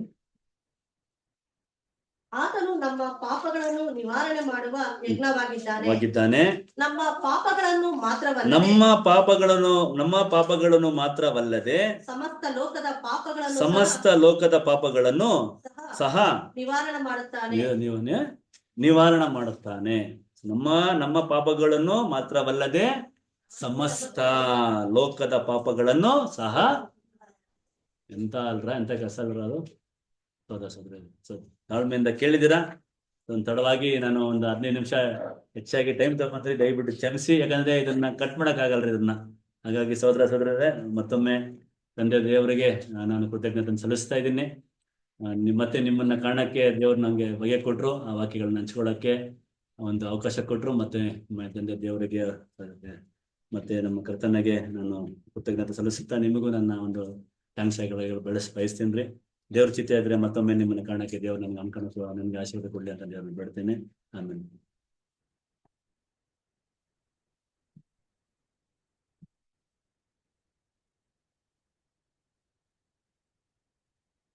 ಕರ್ತನಲ್ಲಿ ಪ್ರೀತಿಯಂತ ಸಹೋದರ ಸಹೋದರಿಯರೇ, ನಮ್ಮ ಶ್ರೀನಿವಾಸ ಬ್ರದರ್ ಮುಖಾಂತರ ದೇವರು ಅನೇಕ ವಿಚಾರಗಳನ್ನ ಯೇಸು ಕ್ರಿಸ್ತನ ಮುಖಾಂತರ ಆಗಿರೋಂತ 3 ವಿಚಾರಗಳನ್ನ ನಮ್ಮ ಮಧ್ಯದಲ್ಲಿ ಏನ್ ಮಾಡಿದ್ರು ಹಂಚ್ಕೊಂಡ್ರು. ಅದರ ಮೊದಲು ಒಂದು ನ್ಯಾಯ ತೀರ್ಪು, ಆಮೇಲೆ ಎರಡನೇದು ಆ ನ್ಯಾಯ ತೀರ್ಪಿನ ವಿಮೋಚನೆ ಮಾಡೋಂತ ಒಂದು ಒಂದು ಕಾರ್ಯಗಳು, ಮೂರನೇದು ಆ ವಿಮೋಚನೆ ಮಾಡಿದ ನಂತರ ಇದೆಲ್ಲ ಯಾವ ರೀತಿ ಸಮಸ್ತವನ್ನು ಸರಿ ಮಾಡ್ತಾರೆ ಆತನ ರಾಜ್ಯದಿಂದ ನಮ್ಗೆ ಈ ವಿಚಾರಗಳನ್ನ ನೋಡಿದ್ರಿ. ಅಂದ್ರ ಸೊ ಅದಕ್ಕೆ ಮನುಷ್ಯ ಏನೇನ್ ಕಳ್ಕೊಂಡ ಅಂತ ಹೇಳ್ಬೇಕಾದ್ರೆ, ನಮ್ಮ ಸಹೋದರ ಮನುಷ್ಯನ ಯಾವ ತರ ಸೃಷ್ಟಿ ಮಾಡಿದ್ರು ಅದರ ವಿಭಿನ್ನವಾಗಿ ವಿಶೇಷವಾಗಿ ಸೃಷ್ಟಿ ಮಾಡೋದ್ ಬಗ್ಗೆ ಅನೇಕ ಎಕ್ಸಾಂಪಲ್ಸ್ ಏನ್ ಮಾಡೋದು ಕೊಟ್ರು ಅಲ್ರ. ಸೊ ಖಂಡಿತವಾಗ ಮನುಷ್ಯನ ದೇವರು ಸಾಮಾನ್ಯವಾಗಿ ಏನ್ ಮಾಡಕ್ ಹೋಗಿಲ್ಲ, ಸೃಷ್ಟಿ ಮಾಡಕ್ ಹೋಗಿಲ್ಲ. ಅಂದ್ರ ಮನುಷ್ಯನಲ್ಲಿ ಎಷ್ಟೆಷ್ಟೋ ರೀತಿಯಲ್ಲಿ ಏನ್ ಮಾಡೋದು ದೇವ್ರು ನಮ್ನ ಒಂದು ವಿಭಿನ್ನವಾಗಿ ಏನ್ ಮಾಡೋರೆ ಬಿಡೋದ್ರೆ ಹೇಳಲ್ಲ. ನಮ್ಮ ತಲೆಯಲ್ಲಿ ಎಷ್ಟಪ್ಪ ಒಂದು ಪವರ್ ಇಟ್ಟವ್ರೆ ಅಂತಂದ್ರೆ ಏನ್ರಿ, ಒಂದ್ 300 years ವರ್ಗು ಕಂಟಿನ್ಯೂಸ್ ಏನ್ ಮಾಡೋದು ರೆಕಾರ್ಡಿಂಗ್ ಮಾಡ್ಬೋದ. ಆಮೇಲೆ ನಮ್ಮ ಕಣ್ಣಲ್ಲಿ ಕೂಡ ನೋಡ್ಬೇಕಾದ್ರೆ ಎಷ್ಟೋ ಮೆಗಾ ಪಿಕ್ಸೆಲ್ಸ್ ಏನ್ರ ಆ ಒಂದು ಕೆಪಾಸಿಟಿ ನಮ್ ಕಣ್ಣಲ್ಲಿ ಏನ್ ಮಾಡೋರುತ್ತೆ ಇಟ್ಟವ್ರೆ ಅಂತ ಹೇಳ್ತಾರೆ. ಇವಾಗ ಒಂದು ಮಾಮೂಲಿ ಒಂದ್ ಒಳ್ಳೆ ಮೆಗಾ ಪಿಕ್ಸೆಲ್ ಕ್ಯಾಮ್ರಾ ತಗೊಬೇಕು, ಮೊಬೈಲ್ ತಗೊಬೇಕಾದ್ರೆ ಒಂದ್ 30-40 ಆಯ್ತದೆ. ದೇವ್ರ ಏನ್ ಮಾಡೋದು ನಮ್ಗೆ ಅದನ್ನ ಹುಟ್ಟಬೇಕಾದ್ರೆ ಏನ್ ಮಾಡೋದು ನಮ್ಗೆ ಅದನ್ನ ಇಟ್ಟವ್ರೆ. ಸೊ ಈ ರೀತಿ ಹೇಳ್ಬೇಕಂದ್ರೆ ಅಸಾಧ್ಯ ರೀ. ಅದರ ದೇವರ ಅದ್ಭುತವಾದ ಕೆಲಸಗಳು ಮನುಷ್ಯನ ದೇಹದಲ್ಲಿ ಇಟ್ಟಿರೋದೇನ್ರಿ ತುಂಬಾ ಏನ್ರಿ ವಿಚಿತ್ರವಾಗಿರುವಂತದ್ದು, ತುಂಬಾ ಏನ್ರಿ ದೇವ್ರನ್ನ ಕೊಂಡಾಡಂತದ್ದಾಗಿದೆ. ಅದರ ಸರಿ ನೋಡ್ಬೇಕ್ರೆ ಈ ದೇಹದಲ್ಲಿ ಯಾರೋ ಒಂದ್ ಸ್ವಲ್ಪ ಬದಲಾವಣೆ ಆದ್ರೂ ಕೂಡ ನಮ್ನಲ್ಲಿ ಏನಾಗ್ಬಿಡ್ತಾರೆ, ಅದನ್ನ ನಾವು ನಾರ್ಮಲ್ ಆಗಿ ಇರೋಕ್ಕಾಗಲ್ಲ. ಅಲ್ರ ಅದಕ್ಕೆ ಏನ್ ಮಾಡ್ತೀರಿ, ಅದಕ್ಕೆ ಚಿಕಿತ್ಸೆ ತಗೊಂತೀರಿ, ಆ ಟ್ರೀಟ್ಮೆಂಟ್ ತಗೊಂತೀರಿ. ಅದ್ರ ಕೆಲವೊಂದು ಟ್ರೀಟ್ಮೆಂಟ್ಸ್ ಎಲ್ಲ ಹೆಂಗಿದೆ, ಲಕ್ಷಾಂತರ ರೂಪಾಯಿ ಏನ್ರಿ ಅದೇ ಆಗ್ತದೆ. ಅಲ್ರ ಏನಿಲ್ಲ, ಒಂದು ಮನುಷ್ಯನ್ಗೆ ಮೆಮೊರಿ ಲಾಸ್ ಆಗ್ಬಿಟ್ಟ ಅಂತಂದ್ರೆ ಮನುಷ್ಯ ಏನಾಗ್ಬಿಡ್ತಾನೆ, ಎಲ್ಲಾ ಹೊರಟೋಗ್ಬಿಡ್ತಾನೆ. ಅದರ ಆ ಮೆಮೊರಿನ ವಾಪಸ್ ತರೋದಿಕ್ಕೆ ಒಂದು ಇಂಜೆಕ್ಷನ್ ಕೊಡ್ತಾರೆ ಏನ್ರಿ. ಅದಕ್ಕೆ ಎಷ್ಟಾಗ್ಬೋದು ಖರ್ಚು ಅಂದಾಜಾಗಿ ನಿಮ್ಗೆ ಗೊತ್ತಿದ್ಯಾ? ಎಷ್ಟಿರ್ಬೋದು ಇಂಜೆಕ್ಷನ್ ಅಂದಾಜಾಗಿ? 50 ಲಕ್ಷ ಏನ್ರಿ. ಅದ್ ಎಷ್ಟಿದೆ ಗೊತ್ತಾ? ಇಂಜೆಕ್ಷನ್ ನೋಡೋದು ಬೇಜಾರಾಗೋಗ್ತಾರೆ. ಎಡೆ ಡ್ರಾಪ್ ಇಷ್ಟೇ ಇಟ್ಟಿರೋರು ಎಷ್ಟು 50 lakhs. ನಾನು ಲೈಫಲ್ಲಿ ನೋಡಿದೀನಿ. ನಾವು ಕೆಲಸ ಮಾಡಿದ ಜಾಗದಲ್ಲಿ ಪ್ರೆಸಿಡೆಂಟ್ ಇದ್ರು, ವೈಸ್ ಪ್ರೆಸಿಡೆಂಟ್. ಅವ್ರಿಗೆ ಹಂಗೆ ಆಗ್ಬಿಡ್ತು. ಚೈನಾಗ ಹೋಗಿ ಬಂದ್ರು, ಮೆಮೊರಿ ಲಾಸ್ ಆಗೋಯ್ತು. ನೀನ್ ಯಾರು ಅಂತ ಕೇಳ್ತಾರೆ. ಅವರು ಎಷ್ಟು ದೊಡ್ಡ ಪೊಸಿಷನ್ ಇದ್ದವರು, ಕಂಪನಿ ಏನ್ ಮಾಡಿದ್ರು, ಏನ್ ಖರ್ಚಾಕು ನಾವು ಕೊಡ್ತೀನಿ ಅಂದ್ಬಿಟ್ಟು ಮಾಡಿದ್ರು. 50 lakhs ಇಂಜೆಕ್ಷನ್ ಕೊಡ್ತು, ಮೆಮೊರಿ ಬಂತು. ಆದ್ರೆ 100% ಏನಾಗಿಲ್ಲ, ಬಂದಿಲ್ಲ. ಯೋಚನೆ ಮಾಡ್ತೀನಿ, ಒಂದು ಚಿಕ್ಕ ಏನ್ರಿ ಬದಲಾವಣೆ ಆದ್ರೆ ನಮ್ಮ ದೇಹದಲ್ಲಿ ಏನ್ರಿ ಅದನ್ನ ಖರ್ಚು ಮಾಡಕ್ ಎಷ್ಟೋ ಇದು ಮಾಡ್ತೀರಿ. ಆದ್ರೆ ದೇವರು ನಮ್ಮ ದೇಹದಲ್ಲಿ ಎಷ್ಟು ಚೆನ್ನಾಗಿ ಇಟ್ಟಿದ್ದಾರೆ ಅಂತಂದ್ರೆ ಆರ್ಗನ್ಸ್ಗಳನ್ನ ನಾವು ತಿನ್ನೋದು ಆಹಾರ ಏನ್ ತಿಂತೀರಿ ಅದ್ರ ಏನಿಲ್ಲ. ನಾವು ಇಂದಿರಾ ಕ್ಯಾಂಟೀನ್ 5 ರೂಪಾಯಿ ಕೊಟ್ಟು ಊಟ ತಿಂದ್ರು ಕೂಡ ನಾವೇನಾಗಿರ್ತೀವಿ, ಆರೋಗ್ಯವಾಗಿ ಇರ್ತೀರೋ ಇಲ್ವೋ? ಅದು ದೇವರು ಅದ್ಭುತವಾಗೂ ವಿಚಿತ್ರವಾಗಿ ಮಾಡಿರೋಂಥದ್ರ 50 ಲಕ್ಷ ನಮ್ಗೇನ್ರಿ ಅದು ಮೆಡಿಕಲ್ ಟರ್ಮ್ಸ್ ಅಲ್ಲಿ. ಆದ್ರೆ ಅದನ್ನೇ ದೇವ್ರು ನಮ್ಗೆ ಏನ್ ಮಾಡೋರೆ, ಒಂದು ಸಾಮಾನ್ಯವಾಗಿರಂತ ಕಮ್ಮಿ ಆದಂತ ಬೆಲೆಯಲ್ಲಿ ಊಟದಲ್ಲಿ ಏನ್ ಮಾಡೋದು ನಮ್ಗೆ ದೇವ್ರು ಇಟ್ಟಿರೋದು ಅಲ್ವರ. ಇದನ್ನ ಮನುಷ್ಯ ಏನ್ ಮಾಡೋದಂದ್ರೆ ಕಳ್ಕೊಂಬಿಟ್ಟ. ಅದರ ಏನೋ ಬಿಡೋದ್ರೆ ಎಷ್ಟೋ ತುಂಬಾ ಚೆನ್ನಾಗಿ ಹೇಳಿದ್ರು. ಅದರ ಏನ್ರಿ ಈಡೇನ್ ತೋಟದಲ್ಲಿಂತ ಆಶೀರ್ವಾದಗಳು, ಅದರ ಇವೆಲ್ಲವನ್ನ ಏನ್ ಮಾಡ್ದ ಮನುಷ್ಯ ಕಳ್ಕೊಂಬಿಟ್ಟ. ಅದರ ಎಲ್ಲ ಚೆನ್ನಾಗಿದ್ದಿದ್ರೆ ಪಾಪ ಮಾಡಿದ್ರ ನಾವೆಲ್ಲ ಎಲ್ಲಿರ್ತಾ ಇದ್ರಿ? ಎಲ್ಲ ಈಡೇನ್ ತೋಟದಲ್ಲಿ ಇಡ್ತಾ ಇದ್ರೇನೋ. ಅದ್ರ ಎಲ್ಲಾ ಪ್ರಾಣಿಗಳೇನ್ ನನ್ನ ಹೇಳ್ದಂಗೆ ಕೇಳೋದು ಅಲ್ರ. ಸೊ ಇದನ್ನೇ ಕ್ರಿಸ್ತನ್ ರಾಜ್ಯ ವಾಪಸ್ ಏನ್ ಮಾಡ್ತಾರೆ ದೇವ್ರು ಮನುಷ್ಯನಿಗೆ ಕೊಡ್ತಾರೆ ಅಂದ್ರ. ಸೊ ಇದಕ್ಕೆ ವಿಮೋಚನೆ ಮಾಡ್ಬೇಕು ಅಂತಂದ್ಬಿಟ್ಟು ಏನಪ್ಪಾ ಮಾಡ್ಬೇಕು ಅಂದ್ರೆ ಇನ್ನೊಂದು ಪಾಯಿಂಟ್ ಹೇಳಿದ್ರೆ ಅಂದ್ರೆ ಇದು ನಮಗ್ ಮಾತ್ರ ಅಲ್ಲ, ಇವನ್ ದೇವದೂತರಿಗೂ ಕೂಡ ಏನಾಯ್ತಂತೆ ಎಫೆಕ್ಟ್ ಆಯ್ತು ಅಂತಂದ್ರ. ಇಮ್ಯಾಜಿನ್ ಮಾಡಿ, ಕ್ರಿಸ್ತನ್ ರಾಜ್ಯದಲ್ಲಿ ಆದಾಮ್ ಮತ್ತೆ ಏವಾಳ್ ಎದ್ ಬಂದ್ರೆ ಹೆಂಗಿರ್ತದೆ? ಅವ್ರು ತುಂಬಾ ಶಾಕ್ ಆಗ್ಬಿಡ್ತಾರಲ್ಲ. ಏವಾಳ್ಗಂತೂ ತುಂಬಾ ಬೇಜಾರಾಗ್ಬಿಡ್ತದೆ. ನಾನ್ ಯಾಕಾರ ಏನ್ ಮಾಡ್ದೆ, ಅಣ್ಣ ತಿಂದೆ, ನಾನ್ ಕೇಳ್ದಿರಾ ಏನ್ ಮಾಡ್ದೆ, ಒಂದೊಂದೆಲ್ಲ ಕೇಳಿಸ್ತದೆ. ಜೊತೆಗೆ ದೂತರೆಲ್ಲ ಏನ್ ಮಾಡಾಕ್ಬಿಟ್ಟೆ, ಹಾಳು ಮಾಡಾಕ್ಬಿಟ್ಟ. ನಮ್ಗೆ ತುಂಬಾ ಫೀಲ್ ಮಾಡ್ಕೊಂತ ಡೆಫಿನೆಟ್ ಆಗಿ ಅಲ್ವರ. ಸೊ ಆದ್ರೆ ಏನ್ರಿ ಇನ್ನೊಂದು ಒಂದ್ ಸಂತೋಷವಾದ ವಿಚಾರ ಏನಂತಂದ್ರೆ ಕ್ರಿಸ್ತನ ಮುಖಾಂತರ ಏನ್ ಮಾಡೋರೆ ಒಂದು ವಿಮೋಚನೆ ಕೂಡ ಮಾಡೋರು. ಅವಾಗ ಯಾವಾಗ ಖಂಡಿತ ಗೊತ್ತಾಗ್ತಾರೆ, ಓ ಸಂತತಿ ಯಾರಪ್ಪ, ಹಂಗ ಸರ್ಪ ತಲೆ ಸಂತತಿ ಯಾರು? ಯೇಸು ಕ್ರಿಸ್ತ ಮುಖಾಂತರ. ಓ ನನ್ನ ಮುಖಾಂತರ ಸಂತತಿ ಬಂದಿದೆ ಅಂತ ಖಂಡಿತವಾಗಿ ಏನ್ ಮಾಡ್ತಾರ ಸಂತೋಷ ಪಡೋಂತ ಒಂದು ವಿಚಾರ. ಅದರ ಯೋಚನೆ ಮಾಡಿರ್ತೀರಿ, ಮನುಷ್ಯ ಪಾಪ ಮಾಡಿರೋದು ಯಾರನ್ನು ಕೂಡ ಕೆಡಿಸ್ಬಿಡ್ತಾವ, ದೇವದೂತನೇ ಕೆಡಿಸ್ಬಿಡ್ತು ಅಂತಂದ್ರೆ ಏನ್ ಪವರ್ ಇದೆ ನೋಡ್ರಿ ಸಿಂಗಿ ಅಲ್ವರ. ಅಷ್ಟು ಒಂದು ಪವರ್ಫುಲ್ ಆಗಿರೋಂತ ವಿಚಾರ. ಪರಿಶುದ್ಧವಾಗಿರೋ ದೂತರುಗಳು ಯಾವಾಗ ದೇವ ಸನ್ನಿಧಾನದಲ್ಲಿ ಇರುತ್ತೆ, ಪರಿಶುದ್ಧ ಪರಿಶುದ್ಧ ಅಂತ ಹೇಳ್ಕೊಡಂತ ಅವ್ರ ದೂತರುಗಳು ಕೂಡ ಕೆಡ್ಸಂತ ರೀತಿಯಲ್ಲಿ ಇತ್ತು. ಆದ್ರೆ ದೇವ್ರು ಅವ್ರದ್ದು ಕೂಡ ಏನ್ ಮಾಡ್ತಾರೆ, ಕಾಪಾಡ್ತಾರೆ. ಈ ತೀರ್ಪಿನ ಹೆಂಗ್ ಕಾಪಾಡ್ತಾರೆ? ನಮ್ಗೆ ಏನ್ ಮಾಡೋದು, ಯೇಸು ಕ್ರಿಸ್ತ ರ್ಯಾನ್ಸಮ್ ಕೊಟ್ಟಿದ್ರು. ಅವ್ರಿಗೆ ರ್ಯಾನ್ಸಮ್ ಏನಾಗಲ್ಲ ಅಪ್ಲೈ ಆಗಲ್ಲ. ಯಾಕಂದ್ರೆ ಪಾಪ ಕೊಡುವಂತ ಸಂಬಳ ಮರಣ ಅಂತ ಅಂದ್ಬಿಟ್ಟು ದೇವದೂತರಿಗೆ ಏನ್ ಮಾಡ್ಲಿಲ್ಲ, ಹೇಳಿಲ್ಲ. ಅದು ಯಾರು ಕೊಟ್ಟಿರೋದು? ಮನುಷ್ಯರಿಗೆ ಮಾತ್ರ. ಅಂದ್ರೆ ದೇವದೂತರಿಗೆ ಏನಪ್ಪಾ ಅಂದ್ರೆ ಅವ್ರು ನೋಡಿ ಪಾಠ ಕಲ್ತಿ ಅವ್ರ ಮಾನಸ ಅಂತ ದೇವ್ರ ಕಡೆ ಬಂದ್ರೆ ದೇವ್ರ ಏನ್ ಮಾಡ್ತಾರೆ, ಅದನ್ನ ಕ್ಷಮಿಸ್ತಾರೆ. ಅದರ ಸ್ವದೇ ದೇವರು ಮಾಡುವಂತ ವಿಶೇಷವಾದ ಒಂದು ಕೆಲಸ. ಅದರ ಕೊನೆದಾಗೆ ಏನ್ರಿ, ಸಮಸ್ತವನ್ನು ಏನ್ ಮಾಡ್ತಾರೆ ದೇವರು ತನ್ನ ರಾಜ್ಯದಲ್ಲಿ ಎಲ್ಲವನ್ನು ಸರಿ ಮಾಡಿ ಮಾಡ್ತಾರೆ, ವಾಪಸ್ಸು ಸ್ಥಿರವಾಗಿ ತರ್ತಾರೆ. ಯೋಚನೆ ಮಾಡ್ತೀನಿ, ಇಡೀ ಭೂಮಿ ಅದರ ಮನುಕುಲ ಎಲ್ಲ ಬಂದ್ಬಿಟ್ಟು ಏನ್ರಿ ದೇವ್ರ ರಾಜ್ಯದಲ್ಲಿ ಇದ್ರೆ ಹೆಂಗಿರ್ತಾರೆ? ಈಡೇನ್ ತೋಟದಲ್ಲಿ ನಾವೆಲ್ಲ ಇದ್ರೆ ಹೆಂಗಿರ್ಬೋದು? ಅದರ ಯಾರೋ ಬೊಟಾನಿಕಲ್ ಗಾರ್ಡನ್ ಹೋಗಿದ್ದೀರಾ? ಊಟಿ ಯಾರು ಹೋಗಿಲ್ಲ? ಕಾಶ್ಮೀರು, ಕನ್ಯಾಕುಮಾರಿ ಬಿಡಿ ಏನಿಲ್ಲ ರೀ, ಮುನ್ನಾರ್ ಯಾರು ಹೋಗಿಲ್ವಾ? ಅಯ್ಯಯ್ಯ, ಒಂದ್ಸತಿ ಹೋಗ್ರಿ. ನಾನು ಯಾವತ್ತು ಹೋಗಿರಲ್ಲ, ಬೈಬಲ್ ಸ್ಟೂಡೆಂಟ್ ಆಮೇಲೆ ಫಸ್ಟ್ ಟೈಮ್ ಬೊಟಾನಿಕಲ್ ಗಾರ್ಡನ್ ನೋಡಿ ಎಂಟ್ರಿ ಆದ್ರೆ ಏನ್ ಸುಂದರವಾಗಿದೆ ಅಂದ್ರೆ ಅಪ್ಪ ಅಪ್ಪ ಅಪ್ಪ ನಿಜ ಹೇಳ್ತೀನಿ, ರಿಯಲ್ ಇದೇ ಹಿಂಗಿದೆ ಅಂತಂದ್ರೆ ಈಡೇನ್ ತೋಟದಲ್ಲಿ ಹಿಂಗಿರ್ಬೋದು. ಏನು ಹುಲ್ಲಿದೆ ನೀವು ನೋಡ್ಬೇಕು ಅಂತಂದ್ರೆ, ಕ್ರಿಕೆಟ್ ಫೀಲ್ಡ್ ಹೋಗಿದ್ರು ಹೋಗ್ಲಿ, ಅದು ಇಲ್ಲ. ಸರಿ, ಎಲ್ಲ ಅನ್ಭವಿಸಿಲ್ಲ ಲೈಫಲ್ಲಿ. ಸರಿ, ಎಲ್ಲ ನಾಳೆ ಚಿಕ್ಕ ವಯಸ್ಸಲ್ಲಿ ಅನ್ಭವಿಸೋದು ಏನಿದೆ ಗೊತ್ತಾ? ಹೋಗಿ ಎಂಟ್ರಿ ಆಗಿದ ತಕ್ಷಣ ನಿಮ್ಗೆ ಹೆಂಗಿರ್ತಾರೆ ಎನ್ವಿರಾನ್ಮೆಂಟ್ ಅಂದ್ರೆ ಅದನ್ನ ಹಂಗೆ ಉಳ್ಳಾಡ್ಬೇಕು ಅಂತ ಏನ್ರಿ ನಿಮ್ಗೆ ಮನ್ಸು ಬರ್ತಾರೆ ಅಂದ್ರ, ಅಷ್ಟು ಚೆನ್ನಾಗಿ ಏನಾಗಿದೆ ಇದೆ. ಅದೇನಿಲ್ಲ ರೀ ಅಲ್ವರ, ಇನ್ನ ಪಾಪ ಮಾಡಿದ್ರಂತ ಈಡೇನ್ ತೋಟ ಎಷ್ಟು ಚೆನ್ನಾಗಿರ್ಬೋದು ಅಂದ್ರ, ಅದನ್ನೆಲ್ಲವನ್ನೂ ಏನ್ ಮಾಡ್ತಾರೆ, ಯಾರಿಗೋಸ್ಕರ ಇಟ್ಟಿರೋದು ದೇವ್ರು? ನಮಗೋಸ್ಕರ. ಅಂದ್ರೆ ಅದಕ್ಕೋಸ್ಕರನೇ ಕ್ರಿಸ್ತ ನಮ್ಗಾಗಿ ಏನ್ ಮಾಡಿದ್ರು, ಕ್ಷಮೆ ಸಂಕಟಗಳನ್ನ ಅನುಭವಿಸಿ ಮಾಡಿದ್ರು, ತನ್ನ ಪ್ರಾಣನ ಕೊಟ್ಟಿರೋದು. ಅಂದ್ರೆ ದೇವ್ರು ಕೊಟ್ಟಂತ ಒಳ್ಳೆ ವಾಕ್ಯ ಸಂದೇಶಕ್ಕಾಗಿ ದೇವರಿಗೆ ಕೃತಜ್ಞ ಸ್ತೋತ್ರ